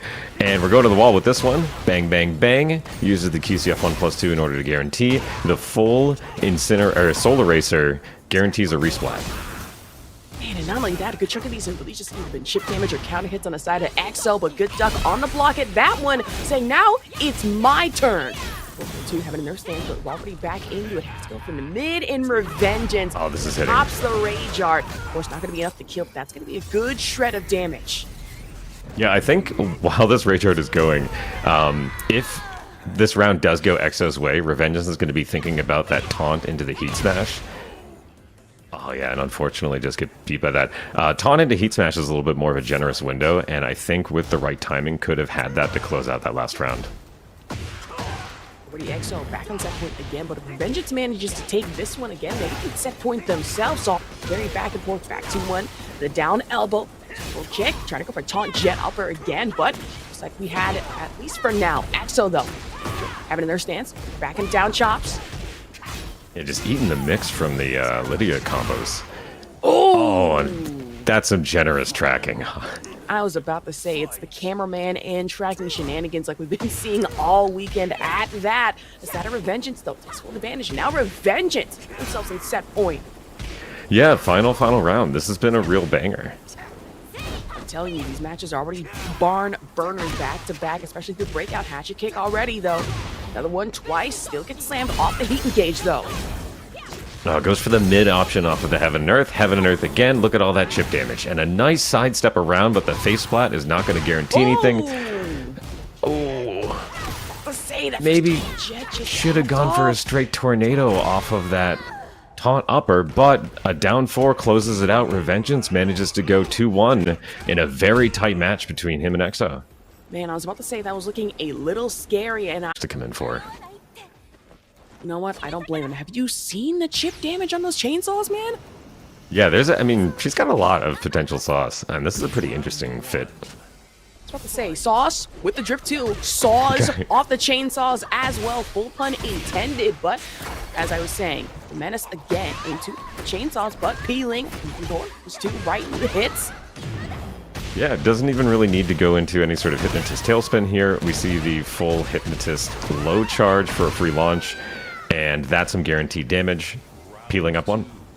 already in round 2. And let me tell you something. The one thing that Pling has been on is, besides the AOP, has been on the rip and tear for most brackets. I'm pretty sure Genesis now coming up at level up. I would be surprised at that one. Even here in Breakout, Graham, I'm going to keep it real with you. I need to see Pling at Evo. The run might be insane, but here we got to focus on the run now. Let's try to go for the grab at that one. Pling getting mixed right into the floor blast by AimedTwo. Yeah, that was a really great commit to staying ducked on that back turn mix-up. You really only have 2 options from that, which is basically either the grab or a cancel into something like the mistrust. And AimedTwo seems to be very familiar with the matchup at this point. I know these 2 competitors have played quite a lot, and we see the dive breaking the floor, which is kind of surprising. Not only that, the head toss bomb coming into it from AimedTwo right now. Has to pop the heat, goes for the low dive spam, but Pling playing defensively. Ooh, mix up with that. Yeah, I think that's kind of born of like it worked the last 2 times, and so like you sort of are, you feel empowered to throw it out a 3rd time at that point. Kind of a crucial mistake built out of previous success, it seems like. And with a heat dash combo, might be able to finish this one. Oh wow, just barely any health. Say barely any health, able to finish it off at least from round distance. Wasn't anticipating at least the throwback, but AOP again, dive in off the low. A nice little trade of a small chip between the 2 players. Chainsaws are out, they go right back in. You gotta tag her whenever she pulls the chainsaws out to get her out of the stance. Whoa, okay. Interesting shenanigans again off the cameraman, tracking insane off the head toss bomb. Going to get Pling down to low health here. Has opportunity to build back some amount of gray life, but honestly not that much. Anticipating the back grab. It's another one up for AimedTwo in our final round. That last round looked more like a DBZ fight than it did a Tekken fight. That was crazy. Can you imagine just playing DBZ fighters? Just teleport. It's like, wait, where did he go? A little instant transmission action. All right, we're getting just a little low checks. I know Pling seems to really like doing this, where he kind of just runs up and does a few low checks and tries to play on small frames. And it really masks the larger part of the offense in which you can go out with all the strings and all of the offense with it. And he goes with the back flip. We're just trying to bring AimedTwo a little closer to them, but defensive back foot, double missile, good duck on that one. Pling actually crucially recovered some heat time, which allows this heat to go off from that hypnotist. It was a pretty interesting interaction there. All right, back spam, capitalizing mostly these crouching jabs. Off the chainsaws, just AimedTwo just trying to find some amount of pressure off the chip damage, but about 5 seconds, not much room for error or opportunity. That's one up the Pling. Yeah, the quick back one to finish it off there. Interestingly, I think Pling in that last round really showcased, or last 2 rounds, showcased a good understanding of how to control space with heat. Pling had a little bit more heat than AimedTwo had, and so just kind of played the spacing game and was able to take advantage and kind of get AimedTwo to burn out time. Pling is very good at, and this is not derogatory in any way, Pling is good at wasting time, right? Pling is good at going, all right, well, you have a time limit on your offense you need to start up, and so I'm going to do what I can to make you have to chase me and maybe walk into a dangerous situation. Honestly understandable. Like hearing that, and then for some reason my mind went straight to, all right, Pling, but then in just closed captions, derogatory. Was saying yeah, I love that meme. That's so good. Goodness gracious, but honestly just really closing the gap and really controlling the pace of the game with that one in our last match. But going into their second one, now near infinite stage on Yakushima, so really just no double floor blast to worry about in this situation. Yeah, only honest Tekken on this stage. Okay. Yeah, I don't know about that. Tekken 8 yeah. in a game, Tekken 8, aka Tekken 50-50. Oh, who said that? That wasn't me. Honest Tekken is when I win. Honest Tekken is when I play King, not when I'm playing against him, which is totally understandable. But more understandable, Pling trying to go at least for the AOP right into the hop kick. But where there's one, there is another, at least on the launch, back one into it. Yeah, and I think with heat, there might be a combo to kill with this. And yeah, we just clean it out with 7 golden letters. Man, you'd be right at that one. I got to get out my bingo list. Golden letters, write that down. All right, he's got a bingo. That's totally fine. We're on our way, but even more so, it'll be right into the heat engage. Crush at that one coming in for Pling, going into the damage. But honestly, defense game has been on a high this match. Yeah, and a good check on the rocket option there. This isn't really going to do that much, just actually goes over, and Pling looks for a few reset options, ducks under the high, Heat Smash. Hypnotist low gets blocked this time, doesn't get punished properly. That should have been minus 13. And yeah, AimedTwo just finding a little bit of space here. Peeling, maybe feeling himself a little bit too much with that one. Stop the saying, immediately gets hit with not one but two head toss bombs, and now activating Destroyer Stance off the chainsaws. Wanted to opt in for the dive instead, but Peeling actually almost tried to get another perfect game, but then I think about it, really just took too much damage there. AimedTwo took advantage, but not for too long. A good challenge on the Cali roll there. You are minus 11 afterwards, and if you aren't frame tight with it, Ling has the opportunity to parry it in two different ways, or parry or duck in a lot of situations. True. And for Peeling right now, just really have to put themselves in the aggressive front foot here. I was about to say back foot, but might have to put themselves in the defensive back foot if they're not careful enough. I mean, you look at the health and the amount of damage, no access to heat, would have access to the rage art, but immediately interrupts AimedTwo's Destroyer Stance. Special right in spam, but go for the dive, sidewalks it. Oh my god. Yeah, and there's the time wasting laudatory. And yeah, a good sidestep by AimedTwo, managing to take that. In round 4, Peeling still on set point here, but AimedTwo at least able to take one, trying to equalize things, even take it to 1-1 if possible. Pops the heat right into it off the down chop. AOP just gets interrupted. It's like the best move here. Wow, okay, so the back one cancels the pressure from Alisa there. And a little bit of AOP roll to get out of there. Armor to take frames back, immediately into the shooting star. And a hop over. Swide swap. Back one again, especially off the AOP. Now Peeling. Just playing for time, playing for damage, but AimedTwo full advantage off the chip damage, knowing at least he can wear Peeling's defensive down if possible. Really utilizing the backflips off of the chainsaws to be able to make some space and try to reclaim some pressure in the match. Nice duck under, but a hop kick catches. And with the right combo, this is a clean 2-0 for Peeling. Man, Peeling just being on a rip and tear as of late. It did get close a couple of times, I will say, in this match and the last one, especially 20Z. So really just one of those characters in the first place I really would consider, specialist. Not really that played, but when they do get played, all of a sudden it is a masterclass. Just high intensity proportions here, Graham. Yeah, and I think Zafina, because of the stance options and the kind of evasiveness of the character, we have to talk about these characters as ones that, just like Xiaoyu, sort of limit your opponent's offense. And once you whittle down the buttons that they can press against you, you can tunnel them into kind of playing the way you want. Man, Revenge just a little earlier, tried to go for the orbital, but just too far of a gap to clear against Shadow 20Z. Has to close it, though, especially against the Hatchet Kick. Good duck off of that one from Shadow, though. And yeah, right I in think the back elbow. Oh, yeah, when the Hatchet Kick comes in, threatens the full Incinerator combo, goes for a QC of 1+2, Heat Dash, and we're back to neutral. Machine gun punches at that one, even right into the overhead. But Revengeance still missing, and honestly just trying to find something, anything but defense game just too high, even for the chip damage allowance. Yeah, we've seen Shadow throwing out that forward 3, and it threatens the stance option for the Scarecrow as well. Hasn't really gone into it yet. Oh, wow. Man, try to buffer through at least with the Hatchet Kick, but Shadow 20Z just there with the crouch jab right into the interrupt, and Flash able to take at least one up here. Okay, so running 3 into the combo. Oh, and a great standing 3 manages to get a counter hit. Not really going to get the highest damage combo off of this one, and just tries to go for the taunt reset.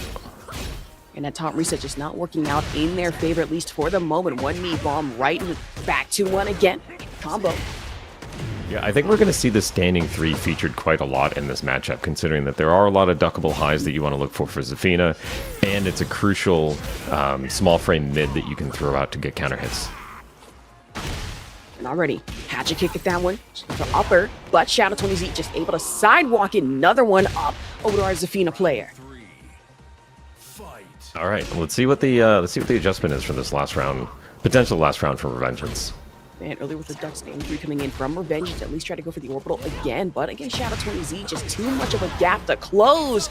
Now the backhand from Hell, I mean, quite literally, that is a full-on demon hand from Azazel, for being honest here, but even more demonic off the knee bomb. Back to one, a combo, go for tornado status. Now Revengeance pops the heat, good extender.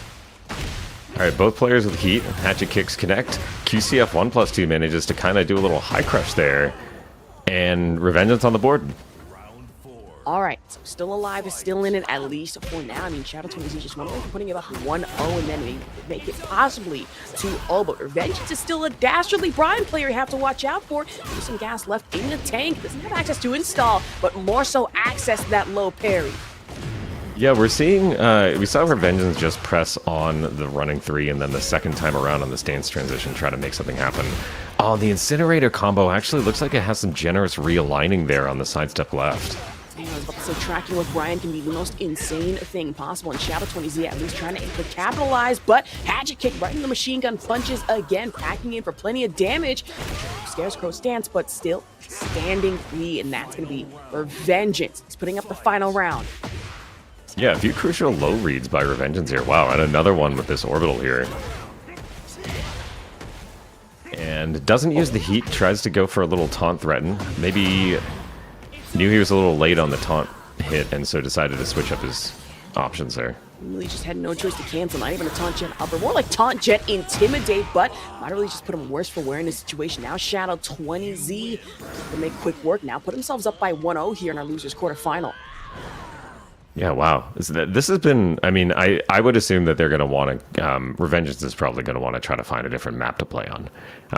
Because without the wall, Bryan really doesn't have access to his full kit of potential damage in Oki situations. So a little bit shadow favored on that last one. We'll see whether or not a map change lands them something that Bryan will benefit from.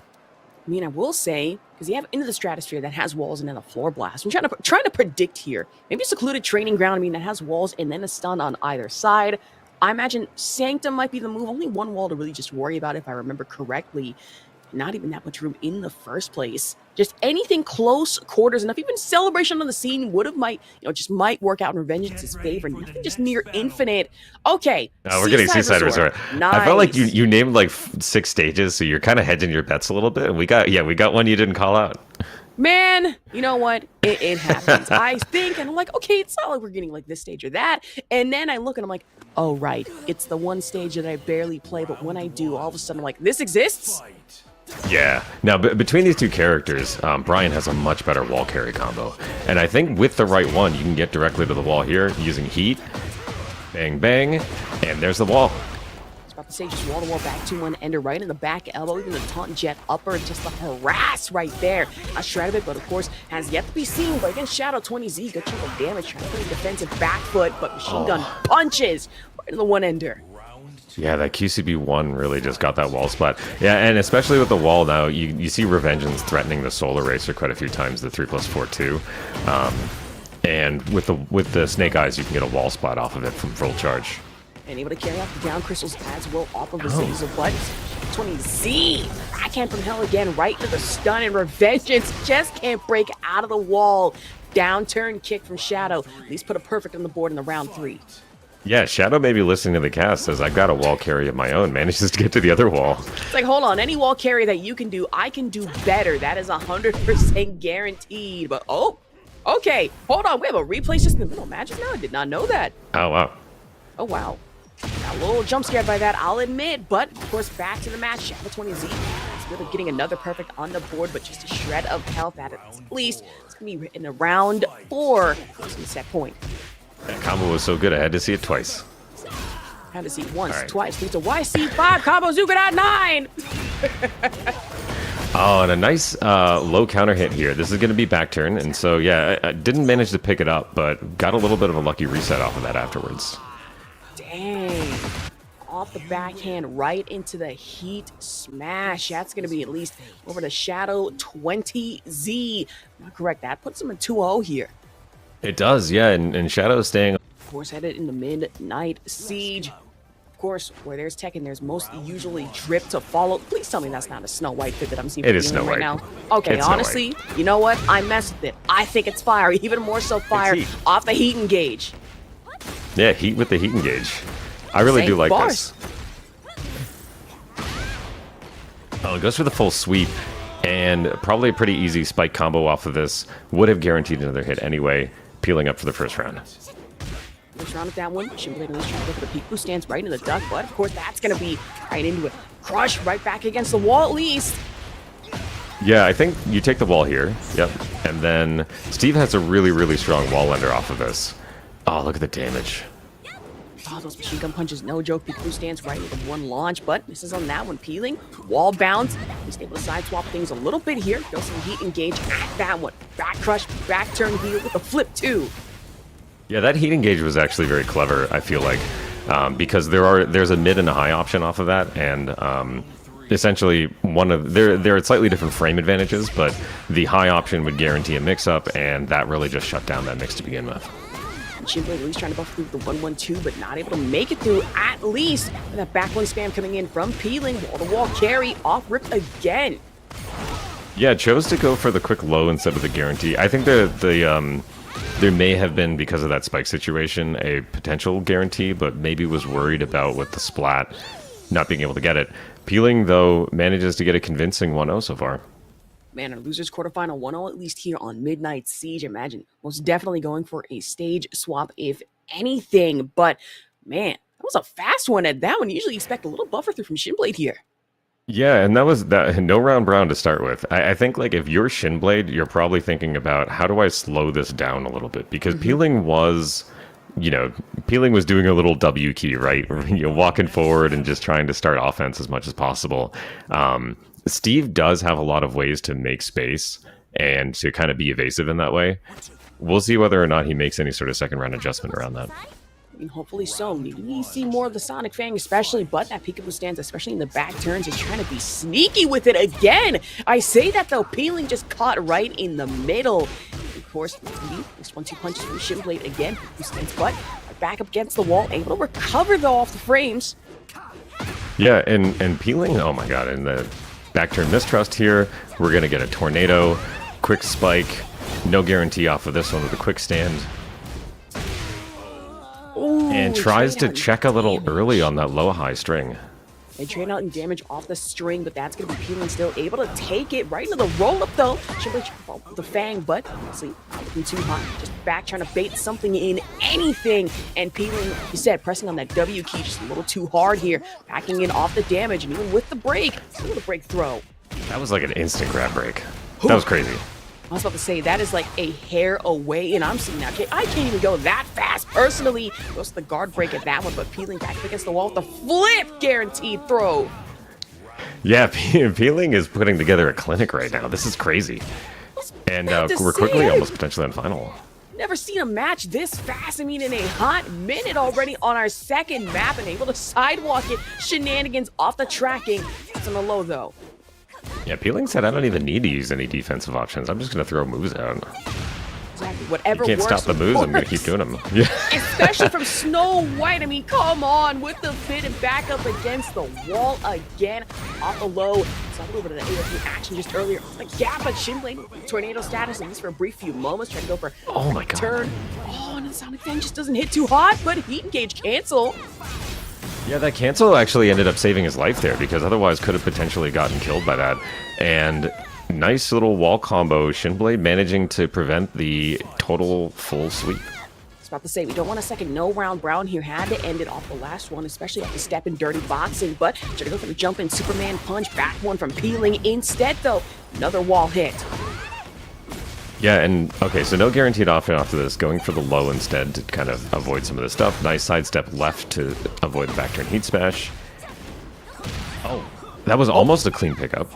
Man, throw break at that one. Try to go for the back flip. Right in the throw, but Peeling misses on that one. Shinblade read it like a book, able to sidewalk out of it. Machine gun punches into the one. Oh my god, such a big damage combo coming from essentially just an immediate wall splat.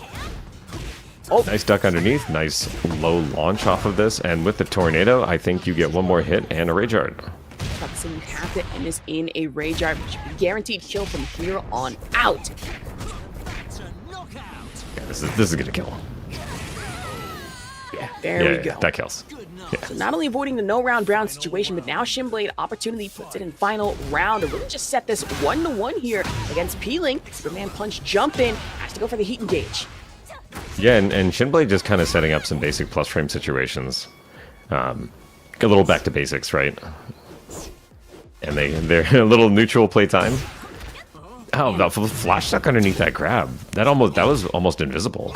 And not only that, but throw break again, just within a flash. But of course, speaking of flash, Shinblade getting fast with it off the hands, machine gun punches.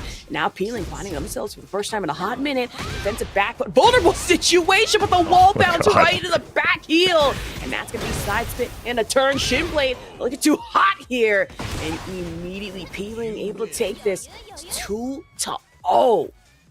Yeah, just a final wrong guess on that hypnotism. With this matchup either in the first place, I mean, I'm gonna be honest with you, I have not seen that much of Clive even from day one. I mean, sure, day one Clive was everywhere, but then after the fact, that became a bit of a rarity for me. Day one Clive was a different character, though. You know what I mean? Like with the prominence being completely safe. I noticed that Cris seems to be favoring this down back 2-1, the ice spike.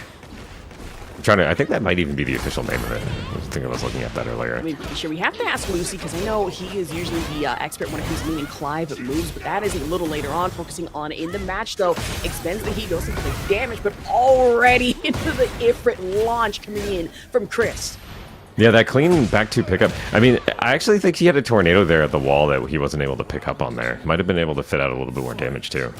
Already up 1 round to Cris here. At least has a little bit of chunk on the stack counter, but we're only up to 1. We have a little bit of a ways to go here. And from KingReyJr, back elbow with a back turn as well, but going in off the launch into the wall carry. Yeah, and throws out a little bit of the Narcissus combo off of that to get the quick low, and a nice punish. That's actually launch punishable, but picked a smaller punish in order to guarantee. Okay, noted for the next time around here, but already launch coming in from Cris here. Fast expending heat just a little early, interestingly enough, but the ice spike doesn't exactly get the carry he hoped. Yeah, okay, so we're going for the Hell Sweep into the wall combo, and the 1+2 break doesn't get broken this time. KingRey with a nice little check here, the down 1+2. And the burning lantern into the forward 1+2. And a sidestep 2. Do you have a combo for this? Oh!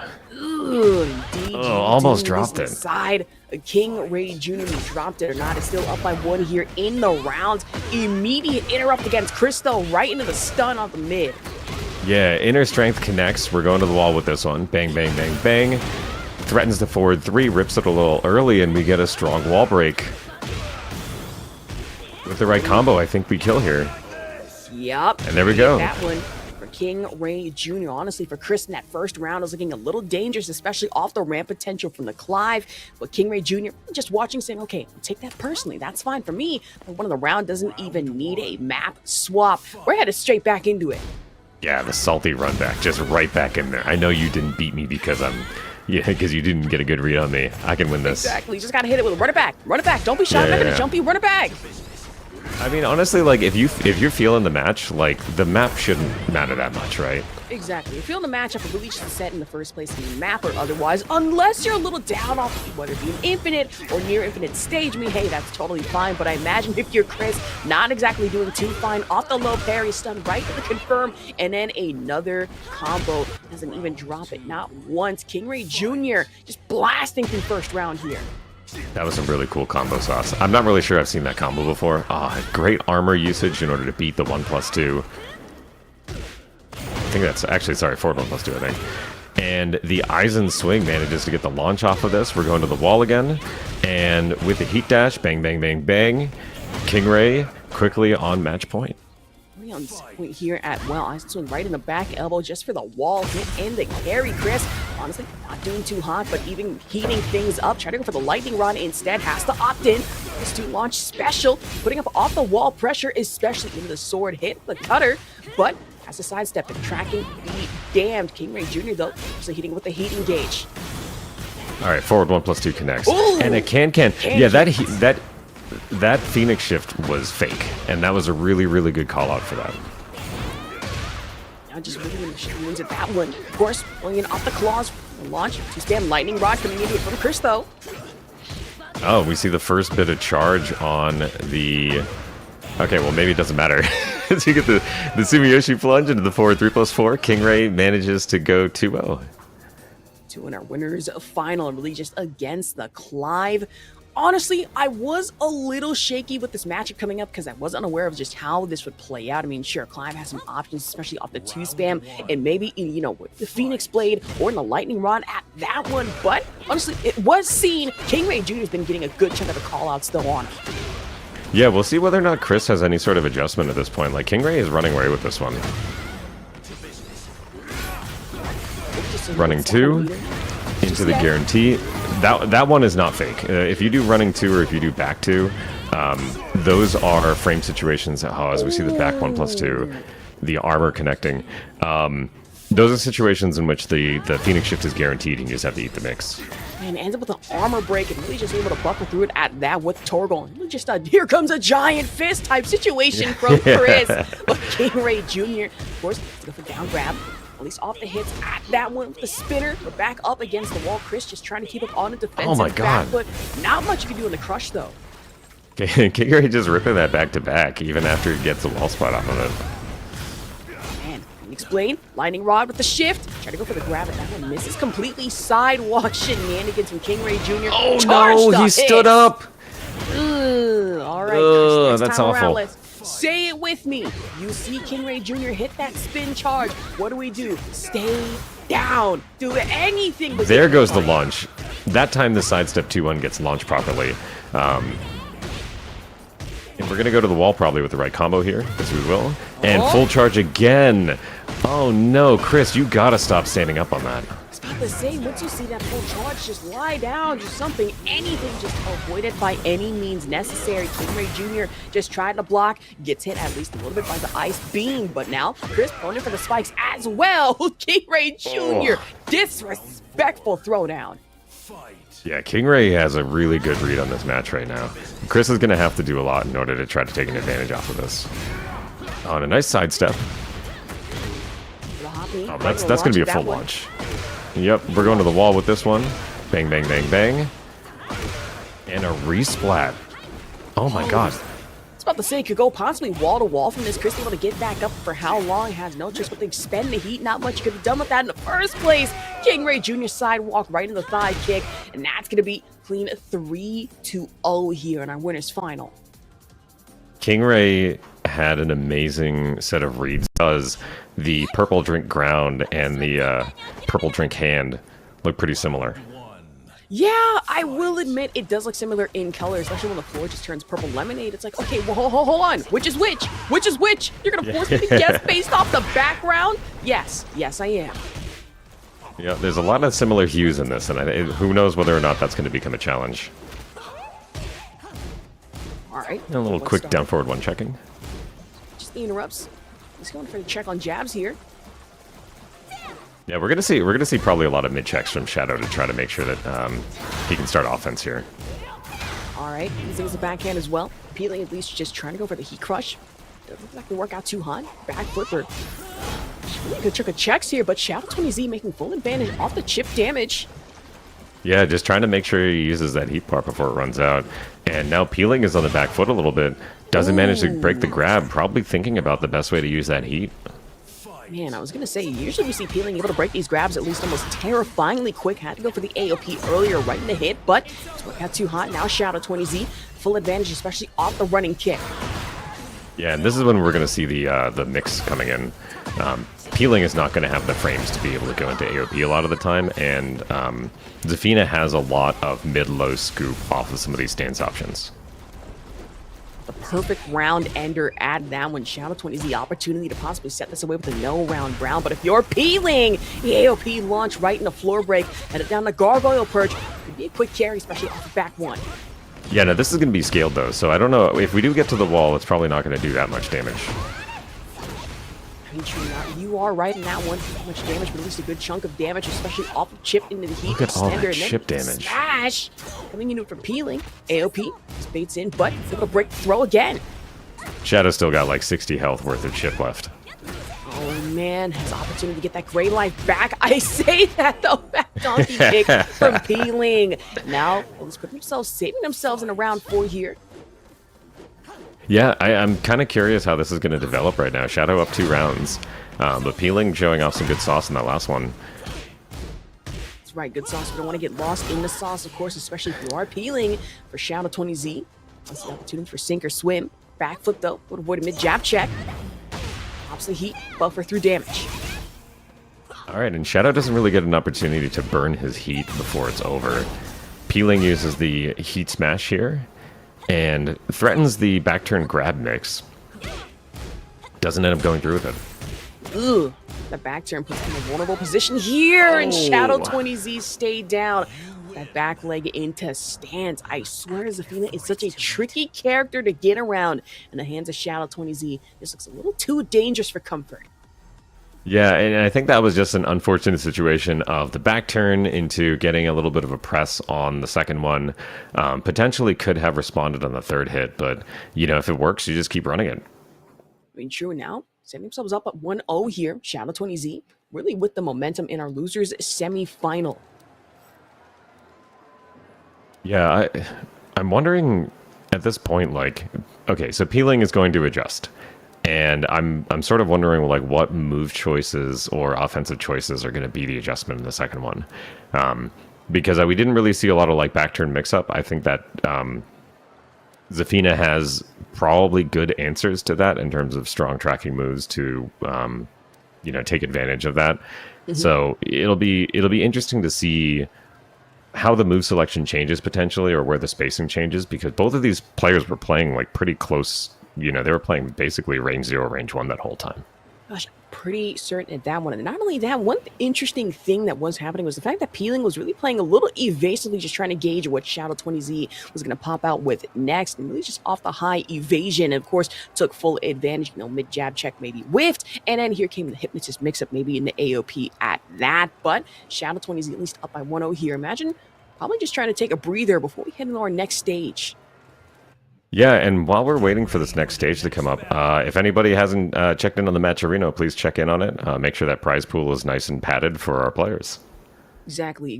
Me personally, I would donate, but I'm going to be honest with you. After spending money on Evo, I'm drinking on ice water for a hot minute here, Graham. I'm not going to hold you.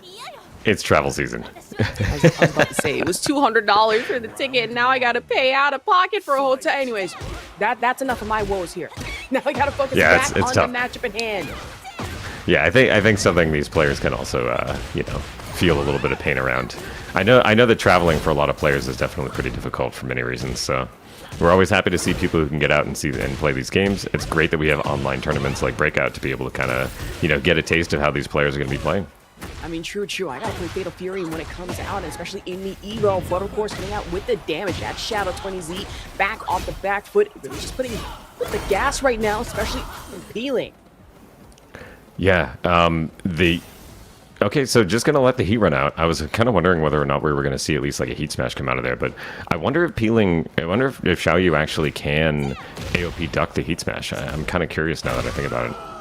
Ooh, throwing in the knee bomb as well, coming into it from Peeling. So honestly, still alive here, heading into round 2. Up by 1 so far, but hey, that's so far. Caught in the middle. That Shadow20Z off the Azazel spikes. A down hit. Came from hell again into the wall pressure. That combo almost went to the wall. And a little bit of generous angling prevents that from getting a wall splat as well. Oh, all right. Just teasing it just from cross distance. I'm sitting here like, okay, is it going to hit? Is it not going to hit? Like, hold on, what's going on now? Yep. All right, and Shadow manages to get out of that situation with a little bit of nice sidestepping. And now Peeling finds his way to the wall. Gosh, back in the stance, it was that one move that took Peeling out just a little earlier. Now we got to watch out for, especially the Shadow20Z. Backspin. Basic one hit, but still, Shadow. He's going to put one on the board again. Ties it in round 3. I'm looking at this and I'm wondering, okay, so we're tied up right now. And Shadow manages to get a good heat engager. We're seeing the running 1+2. That is actually, I think you could have gotten a full launch off of that. But we're getting a wall launch anyway. And do we get to the wall here? No, we don't. Low kick. Oh, armor came in. Trying to pop the heat for a quick escape, but the armor in from Shadow20Z here in our losers semi-final. Back on point here. We've been seeing a few players today kind of prep armor for a situation in which they think the heat is going to come out in order to defensively make space. Man, just makes a back one, just rearing its ugly head again off of Pling. The charge up instead, opts in for the low here. And now with still some amount of heat left, I mean, really just not that much, has to use the buffer through. Above the AOP, it's taken. And that's going to be Shadow, at least getting launched for the moment. The throw break. Oh, nice break.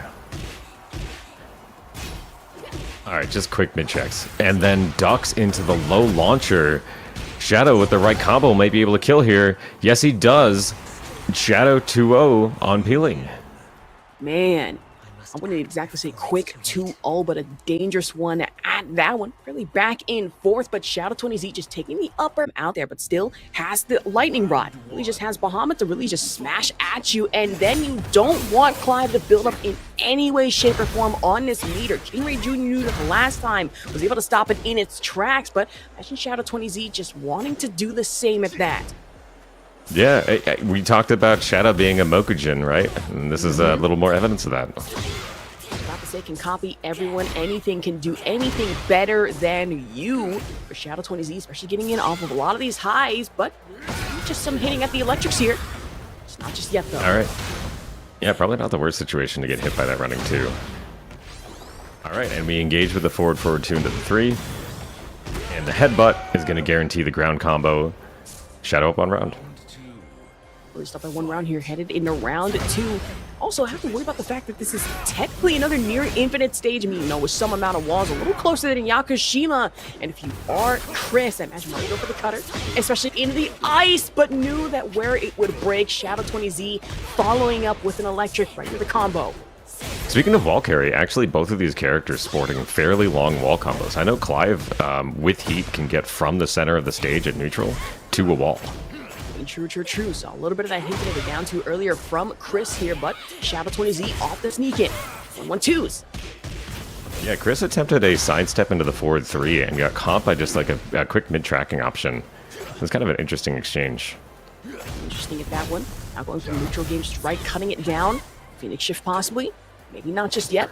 Trying to opt in for at least a throw, but Cris still trying to close the gap here. Lightning rod reading its head, and with about 7 seconds left, the rod jump, and that's going to be at least headed in round 3, 1-1 apiece. Ramu coming in clutch. Shout out Sid. Yep. Yeah, I noticed that last round, Cris was really committing to just kind of throwing out mid options over and over again. I'm thinking that for the long-term health of him winning this match, he's probably going to have to start finding some lows to mix in here. Man, 1-1-2 right in the back spin, but Cris now looking a little worse for wear here, especially off the health, down slash off the cutter, now expands the heat. Just dangerously so at this one. The lightning rod just go for the grab again. Not too close though, able to whittle down Shadow20Z though before coming in clutch off the leg. Now headed in round 4 by 1 here. Cris almost at least 2 on the meter, might not be enough though. We were talking about those wall-to-wall carries, and Reina especially has access to them. Yeah, I've noticed that like Shadow is not even blinking on a lot of these Phoenix shifts. Cris needs to throw out at least 1 hell sweep at some point. Just at least 1, simply just anywhere, anything. I mean, come on against Cris, but Shadow20Z really trying to opt and go for the perfect round here. 1-1-2, 4 leg.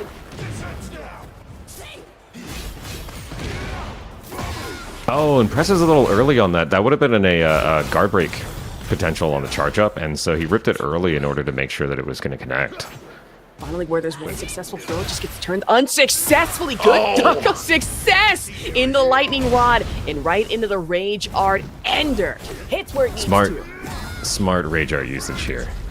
You might have been able to get it, but it looked like a little bit of a sidewall situation. You want to take the easy thing. This is the easy thing. Man, the most cinematic ReyJr to add that one to me. Me personally, if I woke up after getting knocked out, all of a sudden I'm in the hands of a raging demon and I'm getting grabbed, spin, turned every which way. It's like, my life is over in like 3.2 seconds, isn't it? Yes, it is. Yeah, it's a little overkill for a ReyJr, I feel like. I was gonna say, that's not overkill, that's just straight up going to the crematorium. No trace of body left, but getting bodied at least in this situation. Shadow20Z able to put themselves up by 1 here against Cris. Oh, I forgot about the unique interaction between these two characters. Have you seen this before? When Clive shows up and she's like, nice cosplay? I have here and there, and then I have to remind myself that technically Clive did get isekai'd in the Tekken universe and is, canonically still alive, just wandering around Japan somewhere. Imagine introducing this man to a hot dog and the heart attack he has. It's like, this is an actual dog. No, it's meat. But you call it a hot dog. No, we don't. It's just the name Clive. Yeah, what the hell is a hot dog? It's like, what is a hot dog? You cook Torgal? No. We didn't. That's fine. Clive is my favorite isekai protagonist at this point. Oh, goodness. I swear. The most insane lore to think about, but even more insane off the fact ends it with the lightning rod hits. That's Cris by round 2, up by 1 here. Apologies for getting sidetracked. I think that's the funniest string of interactions I've had in a hot minute. But of course, going for the cutter. Shadow20Z trying to go for the spin off the high kick, but still gets Oh, we see the first hell sweep. Torgal run. Nice. Yeah. As we finally saw the first hell sweep out of there. Hasn't been going for the 1+2 options, even in space. Cris doesn't seem to necessarily put much stock into the stock. He hasn't really been doing a lot of the enders and potential other things that could have given him a little bit of that bar. About to say, when it comes to stocks, how many stocks do you have left in stock? 1, 2, 3, 4, 5 plus 5 could be the name of the game, especially if you're Cris. But there's one stock, at least one shock, I should say, off the lightning rod again. Not building up that much on the meter still, and for Shadow20Z, those 1-1-2 specials are really rearing their heads again, but still trying to capitalize off the chip damage placement. Shadow has been going 1-1-2 into 1-1-2, and it has been working. And working a little too well here. But these 2 whiffs, misses. He's not bound to downturn chops. Shadow immediately canceled out of Heaven's Wrath, and I'm not sure exactly what the read there was. It potentially could have been because of the parry opportunity. And Icebreaker again, off the Torgal. That 1-1-2 coming in from Shadow20Z back turn. Thankfully ends it with a mid. The cross slash in a round 4. Cris has the opportunity to at least tie this at least 1-1 here on our losers final, but Electric from off distance closes that distance, so Ice Slash again. Yeah, sidestep 1+2, that is plus. You can't really press into that one. Down back 2-1. Reset to neutral. Prominence. Punish that. Oh! Off the riser. And Cris, sword. Has to pop the heat, going for the chip damage. Alright, yeah, didn't press early that time. Shadow was waiting for the armor break to start getting charged. Nice challenge on the down back 2-1. Challenge at that one, but still from cross distance. Now Shadow. There's one, he pops a heat of his own.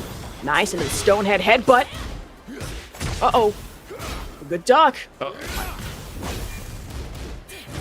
Oh, and tries to jab check after that. That is safe. You can't really jab check that. But the hell sweep. Shadow managing to get close to taking another one. Oh, we got a dono alert coming in. We got a $50 dono from Jackson Betta. Ooh! $50 is crazy. Thank you so much, dude. Shout out, we do appreciate it. Just goes towards our prize pool for our Breakout Series players who've honestly been playing like crazy tonight. Been a whole thing of barn burners, of upsets, possibly maybe even one more upset if you are Cris, who's just been playing insane with the Clive. Even more so, however, with Shadow20Z on the Reina. We were surprised to see the Zafina this time around, but for the sake of the matchup, had to figure something out just not to get gapped here. But still hasn't built up on the meter just yet. Still at least one, just a shred, almost getting the 2 here. Chip damage galore, though, from Cris. Yeah, Shadow reading the down forward 1 into the full crouch 2 this time. And a parry comes through. This is going to kill. Ooh. Cris evens it up. Off rip. Walks off into the sunset. We're just the other end of the Coliseum. Let's be honest here now. With the evening of things, 1-1 here in our losers final. Yeah, if Clive wins in this matchup, when he walks away, he's like, I'm going to go try to find out what cosplay is. Oh my god, could you imagine first time ever introducing Clive to Comic-Con? Dude would have a field to either that or probably be the most confused person on the planet. Because let's think about it. Do you think Final Fantasy as a video game canonically exists in Tekken as a separate entity? I'm yeah, that's a interested. good question. Like, yeah, how real life is Tekken? Like, does Tekken have other games in it? Like, it does. Exactly. Are the other crossover characters from the other games like in games in the Tekken universe? I was gonna say, because we know that Street Fighter and Tekken are technically the same universe. I'm trying to think. Hold on. Because now this opens up room for opportunity. Because we also had Geese, technically SNK and Fatal Furies in the same universe, I guess. But is Final Fantasy just a video game? Or is it an alternate universe in a separate string of multi... Okay, hold on. I gotta stop. Well, okay. This is Well, hurting my like brain. even Soul Calibur, like is Soul Calibur in like a game in Tekken? Oh, that's Like, right, because Yoshimitsu and Heihachi were in Soul Calibur. I mean, not only that, Geralt from The Witcher. Hold on. Wait. Yeah. There's Wait. there's too much going on here. I was about to say, it's a multiverse of proportions that I will possibly write down for a little later. That deserves a video essay of its own. But, Graham, we gotta focus back at the game at hand. In our losers final, it's tied 1-1 between Shadow20Z and Cris, with Shadow sneaking in off the electrics. Almost guarantee floor break on the next hit. Yeah, that was a beautiful sidestep. I think throughout these matches, both with Shadow and with KingRey, they've been showing off the real linearity of Clive and how you can kind of step around this character. Man, I was about to say, ended off with one electric, tries to get in with a second, maybe even a third, but Cris trying to make up for the lost amount of health here off a Great Life. He's able to expand with the heat. I guess I can say a little too soon here, but off the sweep gets ducked, and Shadow20Z full advantage ends it off the stone head. Yeah, Shadow knew that Cris didn't have heat and just went for the high coverage option of blocking the hell sweep there. Manages to work out, and now a pretty strong front foot to be on. Man, Mr. coming into it from Cris here, off the counter, right in the full heat. I mean, quite literally just burning up here with Shadow20Z. Man, fuck, 3+4, nice to see it. Yeah, I think, okay, so that interaction like kind of confirms to me that the reason why Shadow canceled the Heaven's Wrath last time is because he was expecting the parry to come in from Cris on the normal timing. Okay. And that time he held back for a second and stayed in Heaven's Wrath and then manages to beat the parry off of it. Man, and going in with just the John Cena style ruthless aggression, Cris finally able to build up on the meter, at least stack up to 2, but trade out in damage off the mid jab checks. Now playing straight from neutral game, closes the gap. And now in a round 3, Cris evens it out again, 1-1. Now jab check trade out. All right, the 1+2 out the Phoenix shift just gets a little bit of chip, and that chip is immediately returned. Right. Running 2, guaranteed mix. Nice, especially from Cris. Down turn with fist. Off the electric though, misses. Nice duck underneath the back 2 there. Man, All right, and he can engage. electric again. Yep. Ooh, target wall carry. With the lightning rod. Whoa! Nice Punch parry. Just really quick with it, fast with it. Now, first time in a hot minute, Shadow20Z found himself down by 1 here in the rounds, but where there's one parry, another to follow from Reyna. On the parry game, honestly, a little bit of a flash possibly forward 2, but set to hit. Cris, though, advantage off the sword cutter, extends the heat again, jab check to interrupt. Yeah, Cris has really been just kind of laying on the plus frames in heat to try to build up as much chip as possible. And it's been sort of working out, but hasn't really gotten in the dub on this one yet. But the down 1 manages to close out. Cris is building together some offense here. I wonder if Shadow is going to stay on the Reyna at this point. I was about to say, we did see some flash of success from the Reyna coming in, whether it be the forward 2 way earlier, but then it's the 1-1-2 right in the confirm off the electrics that has been working a little well here, so I'd say no character swaps, still sticking to the same stage, and Shadow20Z want to either close this out or at least even things out. For Cris, though, at 2-1, full opportunity to move forward at 3-1 here.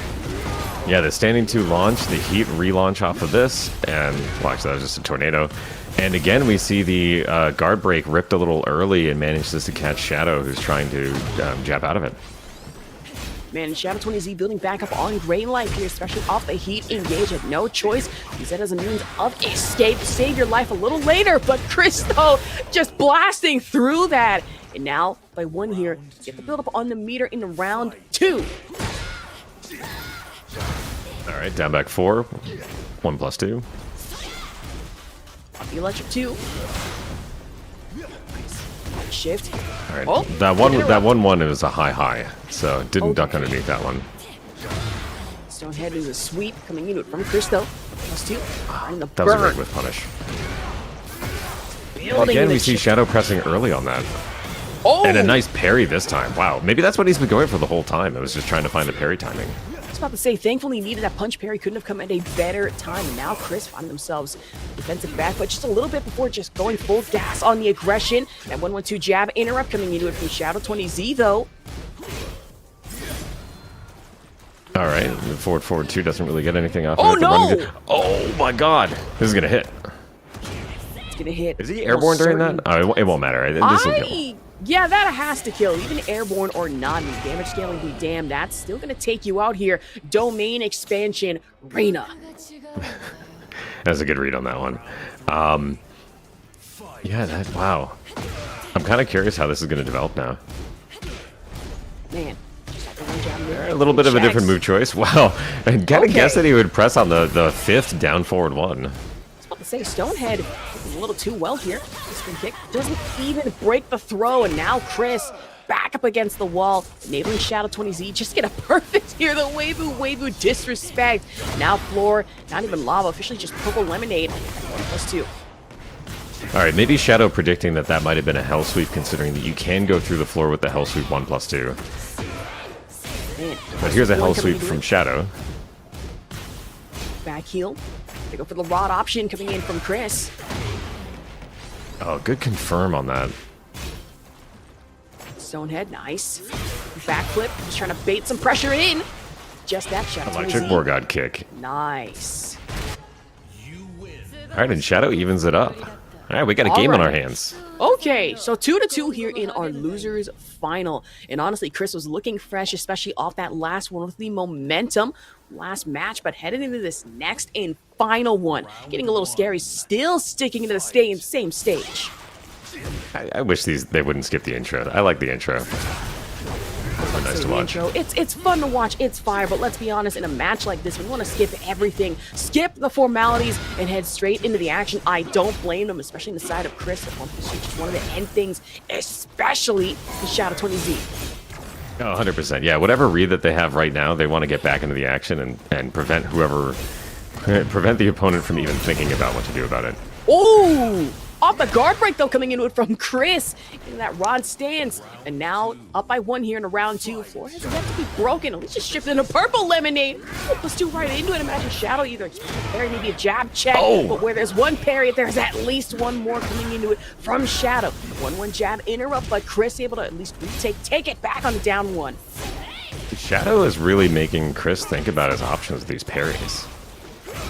Man, I was about to say, I wouldn't say God Fist, but God Kick more like. Let's try to near its head, but sidewalk into the electrics. Oh, that's a good punish on the 3+4. The ice break, rock stance again coming into it from Cris. Off the lightning, into the shift, nice! Now yeah, he just took his frames there. So challenging with all the reads that you have during the match when people just randomly decide to take their frames, and a nice parry coming out. Good punch parry coming out. Immediately that 1-1 just in full null and void. Especially against Cris here. Let's go for the hell sweep. Pops heat to take the pressure off. Hell sweep into the high option. And a Waifu, just trying to find mix-ups at anything, that mid-crush, and now Cris going in for the floor break right in the gargoyle perch. Yeah, and with the right combo, we can go to the wall with this one. But it's going to be pretty scaled. Say wall to wall. In for the burn. Rod stance again. Phoenix.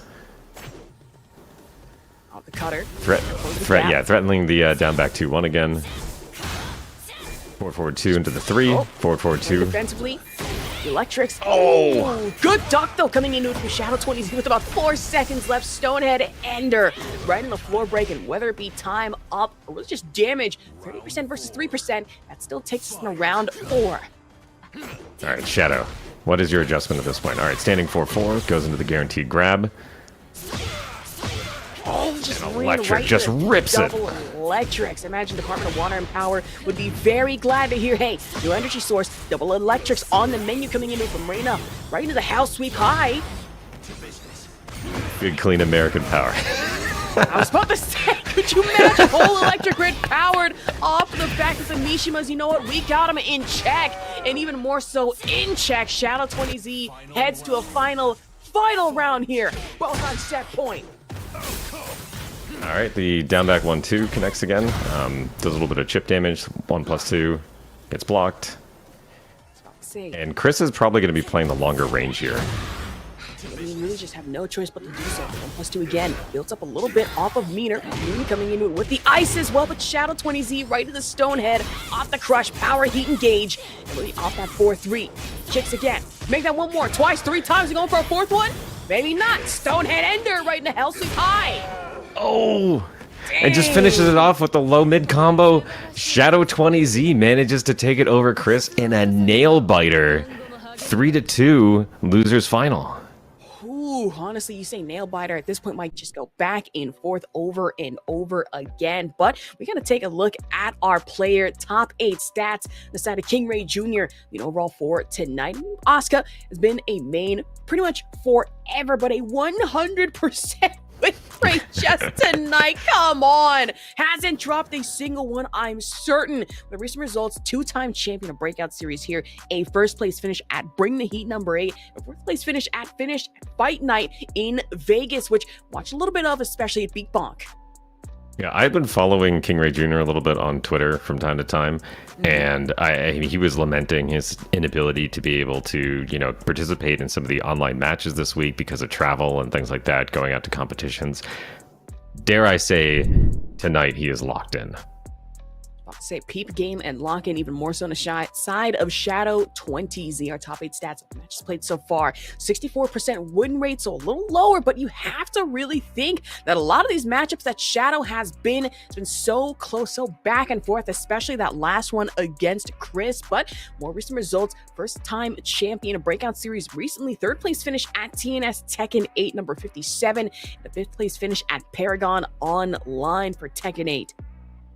Yeah, Shadow is just like the crazy competitor in general. I mean, we're seeing we see 64% win rate here, but that over how many characters, over how many different types of matchups, like Shadow has had to go through a gauntlet to get back to this grand final, and we're gonna really see how warmed up and how much adaptation there's going to be in this final matchup.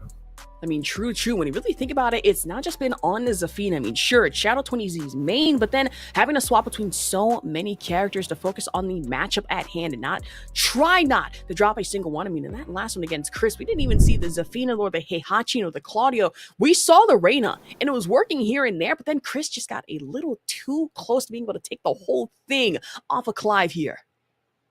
There have been a lot of games played. When you don't have 100% win rate, you are playing a lot more matches. And I think I've noticed this personally for myself too, like just playing the game is such like a mental burden, as you go from match to match to match. Oh, we get Lee. All right, Shadow is on something tonight. This is crazy. Okay, so not only are we sitting here deciding which character to go for the matchups, but then Lee Chaolan was not a character that I was expecting to see anytime soon here. I mean, especially in Breakout. I usually see it from Sumo over in SoCal, but I guess for tonight, has to focus on the KingReyJr matchup at hand. Just finds up and counter back against it, and this might be the best possible one. I say that, though. Already going into the back turn launch coming into it from KRJ. Yeah, I think it's also worth mentioning, this is loser's bracket, so like Shadow doesn't get to fight from a winner's position and potentially lose on this character. Every one of these matches matters. I was about to say, has to go for a full-on reset and then play everything all over again, and even then, KingRey could just take the full thing, but down 2, right into the launch again, able to break out of the throw, though. Nice 2 break, yep. Oh, and a little bit of a trade, yeah. Nice duck underneath the high there. Shadow delayed that second high. I think that is a delayable second hit. And KingRey kind of just knew that that possibility existed. Man, so I kicks off the standing 3 right now, coming into it from Shadow 20Z, but has to go overhead right in the orbital. Nice. All right, a little bit of a misstep cancel from the back 2 string in order to get the wall carry. That's pretty hard to do. Like this is Shadow's already showing off, strong mastery of the character, but manages to get launched off of the pickup from the heat burst. Man, just jack of all trades on almost all characters. It is a scary sight to behold, but KingReyJr just kind of forced to readjust to the pressure here, especially off the heat smash. Yeah, that was a nice advantage they got off of the whiff on the Burning Lantern, and then right after that, the whiff on the Eisen Swing. Man, a 2-2-1 coming into it from Shadow20Z. Decides walk out of it though. I love Lee because, like, basically, oh wow, nice hop kicker. Basically, every single one of his moves just has, like, the word silver in it. It's it's a very interesting character in terms of, like, he's got that style, you know? I would say 49 years old, would you not have as much finesse and style as multi-billionaire Lee Chao? I know I would. Goodness gracious, has all the money in the world. I would take full advantage of that, but take full advantage off the carry, right into heat engage, and combo ender. It's another one up for Shadow20Z here. The knowledge to know that he didn't even have to use Heat Dash in order to make it to the wall there. He has been playing Lee. This was not just a random pick. He's been working on his Lee. Really a jack of all trades, or really just jack of all characters and a master of one. And sure, that's a Zafina, but seeing the Lee being played here, I am a little scared of the fact, how many more characters do we really have in stock to be playing through like this? Against KingReyJr might have been the best call for the matchup, but off that crouch jab interrupt again. Now two right in the backspin as well. That was a nice challenge off of the 1+2 into Hitman there. KingRey also clearly knows this matchup pretty well. Ooh, very well at that one. Heading into our final round, and KingReyJr just wanted to take the momentum, but the same can be said for Shadow20Z right now. Backspin, or possibly going into off the knee bomb though. All right, really good step blocking for both of these players in terms of not getting caught by those tracking highs. Ooh, running 3+4. Nice, coming into it from Shadow20Z though. In a sidewalk game, trying to bait something, anything in from neutral ground, but I say that closing the gap quickly. Wanted to opt in for it, power crush possibly, but trade out in damage, and Shadow20Z taking the full bulk of that. Shadow using a little bit of keep out, which is this is kind of classic League gameplay, right? Is you play a little bit of defensive play and you use keep out options, but a great low block into launch here. And this is you use heat in order to guarantee that combo, but unfortunately drops it there. Oh, off the charged up hold, KingReyJr Jr. more like, and Shadow20Z feeling the full brunt of that. Yeah, just reading that slide coming in and popping the Rage Art immediately. KingRey going up 1, and that was actually, I mean, that was fairly back and forth for the first. Man, I was about to say, Shadow20Z coming into this reading with the matchup and having to opt in for the lead challenge, but even more so, KingReyJr able to adapt under pressure and on the fly at that one. Oh, it doesn't pick up that tornado there. And Shadow finding the counter hit for the relaunch off this. Launch at that one. I'd also like to say I'm glad I'm commentating this match right now and really just not focusing on chat, because Graham, don't look, they're talking about pickles on pizza. I am deeply concerned. I've been heavily distracted by. I've been looking over and I've been seeing it, and oh wow! I'm sorry. Oh wow! Yeah. Ooh, pickle dogs, pickle on pineapple. Ooh. You guys are going crazier than this match. This is crazy. Okay, pickle on pizza is pineapple on pizza. War crime material. You know what, Firebird710? I fully agree. Whoever puts dill pickles anywhere near my cheese and mozzarella stuffed crust Little Caesars pizza, you're gonna have to talk to me personally. Pineapple especially. You deserve to die. I'm sorry. No, let me stop. Yeah, let me stop. What's a bigger war crime? Whatever Jin did in the earlier Tekken games, or what they're talking about in chat right now? What they're talking about now. I forgive Jin. That's fine. The power of friendship completely clears that. Power of friendship cannot clear whatever they're talking about in chat. And I'm certain the power of friendship can't exactly help you out of getting wall carried and crushed by Shadow20Z here. And sure, KingReyJr might be up by 1, but still able to tie things here. Low parry though. All right, yeah, the 1+2 into Hitman, and then the Silvertail gets low parried. Bang, bang, bang, bang. A little Narcissist in order to get the low off of that. Narcissist mix, looking too hot with it, off the elbow ender as well. But mid crush, gets carried though. Shadow20Z able to clap back off the knee. Yeah, it was a great hop knee. Using the heat to guarantee the wall combo. Bang, bang.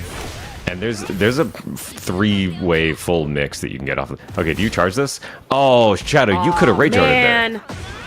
Absolutely could have. I don't think Shadow just possibly either didn't know, possibly knew, or maybe just a little too late, if you will. Now KingReyJr, at least one more here in the rounds. Yeah, and we also have to, you know, these players are playing with some latency, right? So maybe you're worried about, am I a little bit late on the frames? True. Also, I'd like to say, Breakout, I've never had Dave's Hot Chicken. I do have to check that out. I live near one. Raising Cane's is better. What? Who said that? Wasn't me. Anyways, Yeah, we can't get into this debate. This is Can't going get to a little take berry, this. though. Well, yeah, we'll be talking about this for the next 3 rounds.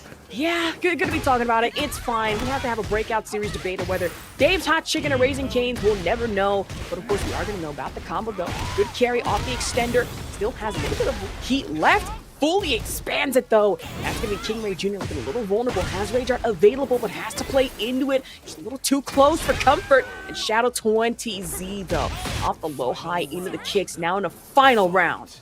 Yeah, that back 3-3 is so pesky to deal with. Gosh, I swear it really is, especially against Lidia. Look here, and it's like, how am I supposed to counter back against that? Just prayer. What? Thoughts and prayers. Huh? But that's not gonna, no. Block, thoughts and prayers. Simple. Can doesn't cleanly connect there, just only the second hit, which is not punishable. Kick. Oh, wow, just sidesteps after the running 3+4. Yeah, we're seeing Shadow's just basically setting up the plus frames and then stepping afterwards, which is causing some whiffs. Man, KingReyJr is just trying to find something off the cans, but has to focus in on the reliable pressure even more so. Coming into it against Shadow 20Z, Heat Crush, and that's going to be KingReyJr now up 2-0 here in our grand final. All right, does he commit? Are we seeing a character switch? I mean, really thinking about it, no! Oh. No character switch. Okay, so we're just going full into this gun-ho then. Inner strength next. We're going to get a full launch off of this.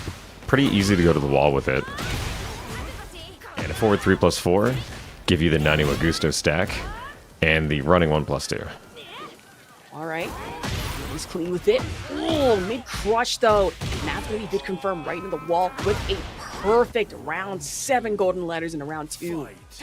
Yeah, very clean Sabaki in order to deal with the first line offensive option here. The cans connect. I think you can get a little better combo out of that one. That was just a little unfortunate. I think queued up that move. Man, and Shadow 20Z had to crack up the wall standing core right in the back flipper just a little bit earlier, but once there is another one back elbow looking marvelous with it.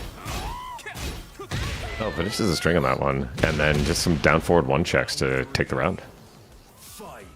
The next round, tied 1-1 apiece again. You just need one more, put it on set point, but I say that, leg spin, tail spin out, tornado status back up against the wall again, throw down that Rose. And the heat smash in order to close out the round with a quick low afterwards. All right, Shadow, signs of life. Maybe he can fight his way back into this. So just going full W key, gets blocked off the spin though. And honestly, KingReyJr packing in off the damage with the high option, but misses. All right. The 1+2 does connect in that case. And just a little bit too far in order to do anything. KingRey cancels the heat burst. I mean, really had no choice. It was a smart cancel. I mean, you don't want to honestly go full force in that, and Shadow 20Z able to run up and put the damage in. But KingReyJr on a grand final, set point. KingReyJr is feeling zero pressure in this matchup right now. He is throwing out all sorts of crazy stuff. He's dropping strings. He doesn't care. He's taking this combo to the wall. And in strong position to finish this one up. The say tournament point would be an absolutely insane one. One off the mid-ender. But Shadow 20Z is playing a little less defensively, or more defensively than I really would like to see. Able to break out of the throw, though. Uh-oh. Not that I guess one. I was wrong this time. Oh, The hop kick comes in, though. Wow. All right, signs of life, getting a little bit of this health back. Rising into the back flipper option. Goes down the Rose, goes down to Heat Engage as well. Opting for the low option once, twice, 3 times. Do we see another low? Okay, no, goes for the forward 3. I was about to say, Shadow 20Z doesn't have that much life left to give. KingReyJr able to pop off and mean would be insane. Getting how much gray life back? Only 10 seconds left. You got to find something, anything. Not able to break out of the throw. -1 shred of health here. Uh-oh. Oh. 7%, over 1% life. Keep Shadow 20Z alive in this grand final. 1% margin of health. Just right there, sitting menacingly. And Shadow 20Z, I mean, pretty sure that was tournament point for KingReyJr. If anything, that was an insane survival point for Shadow. Able to survive, but only still at 2-1 here.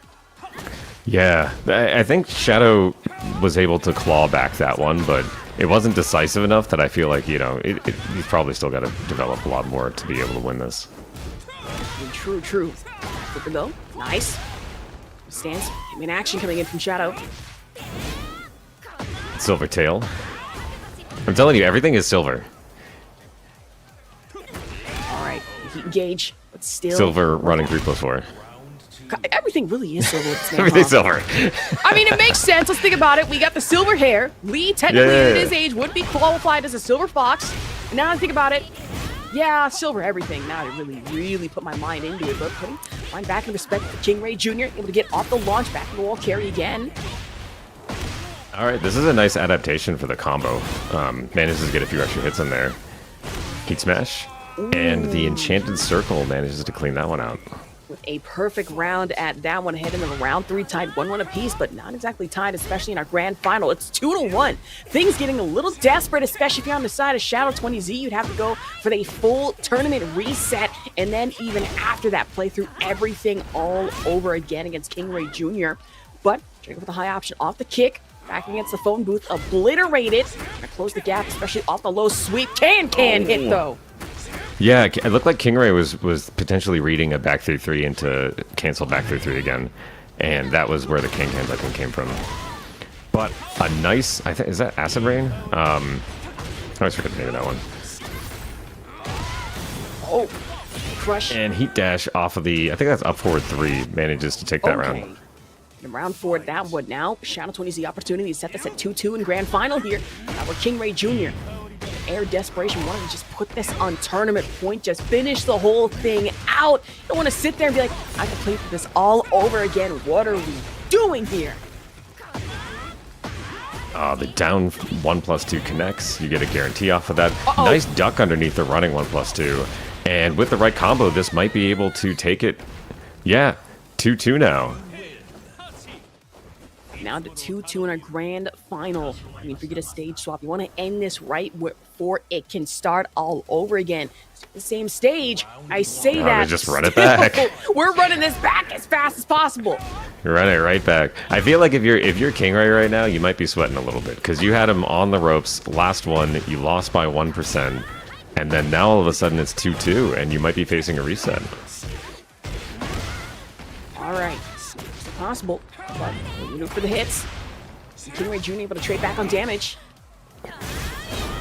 You know, Lee does sport a lot of high crush, and we've noticed a few times situations in which that running 1+2 has gone over different moves or has been ducked so far. There are also other times where he's gotten counter hit launches off of it, so it seems like it's very risky risk-reward when it comes to whether or not it's going to give you value out of it. Man, and KingReyJr. just trying to go for the sneak in duck, allows the Shadow20Z to at least pop off with the heat. Doesn't go for the extender though. Honestly surprised he was able to drop that still. And now KingReyJr. just given a little bit of a chance back at life here. Pops the rage art. Oh, he went the full charge. Shadow20Z, good read, but not for cross distance. Still able to dash in. Now KingReyJr. equalize things. One of the rounds here. That running 1+2 worked that time. Oh, goodness. Nice launch. That is launch punishable. Good launch at that one. While we're commentating this, I imagine chat for some reason in a frenzy or whether or not to go for dill pickle puns. Apparently it's been going on for 10 minutes. Goodness. You think Lee's a dill pickle guy? I don't know. You talking like regular dill pickles or like the fancy kosher ones? Oh. Is there a big difference? Well, flavor-wise, you know, I haven't had a pickle in like 2 months, so I really wouldn't know. But I imagine, speaking of 2, not only up by 2 in the set here, but now 2 in the rounds. Tournament point back again for KingReyJr. Yeah, a little plus frame action there for the running 3+4 to the 1+2. Nanu Gusa stack. Say, Immediately runs it. Ugh. Before coming in from Shadow20Z, running the back flipper action again, back one special, but then with the rose, throw it down, drops on the 1. Now KingReyJr. 1. Ooh. Oh, I wasn't sure whether or not that was going to float, but yeah, this heat dash is going to get us to the wall, and with the right spike, Shadow has some signs of life. Man, the right spike, a great spike at that one. Shadow20Z still alive, still in it, at least for the moment, but back elbow coming in from KingReyJr. with the shimmy action. Now, for down charge, especially against the hot dog stand, back in the pressure with the pain. Yeah, just a lot of plus frame action there, the wall spike, but Oh! wow, back 3. Is this that going has to be kill? it. That kills. Goodness. KingReyJr. setting things into perspective. 3-2 here at grand final against Shadow20Z.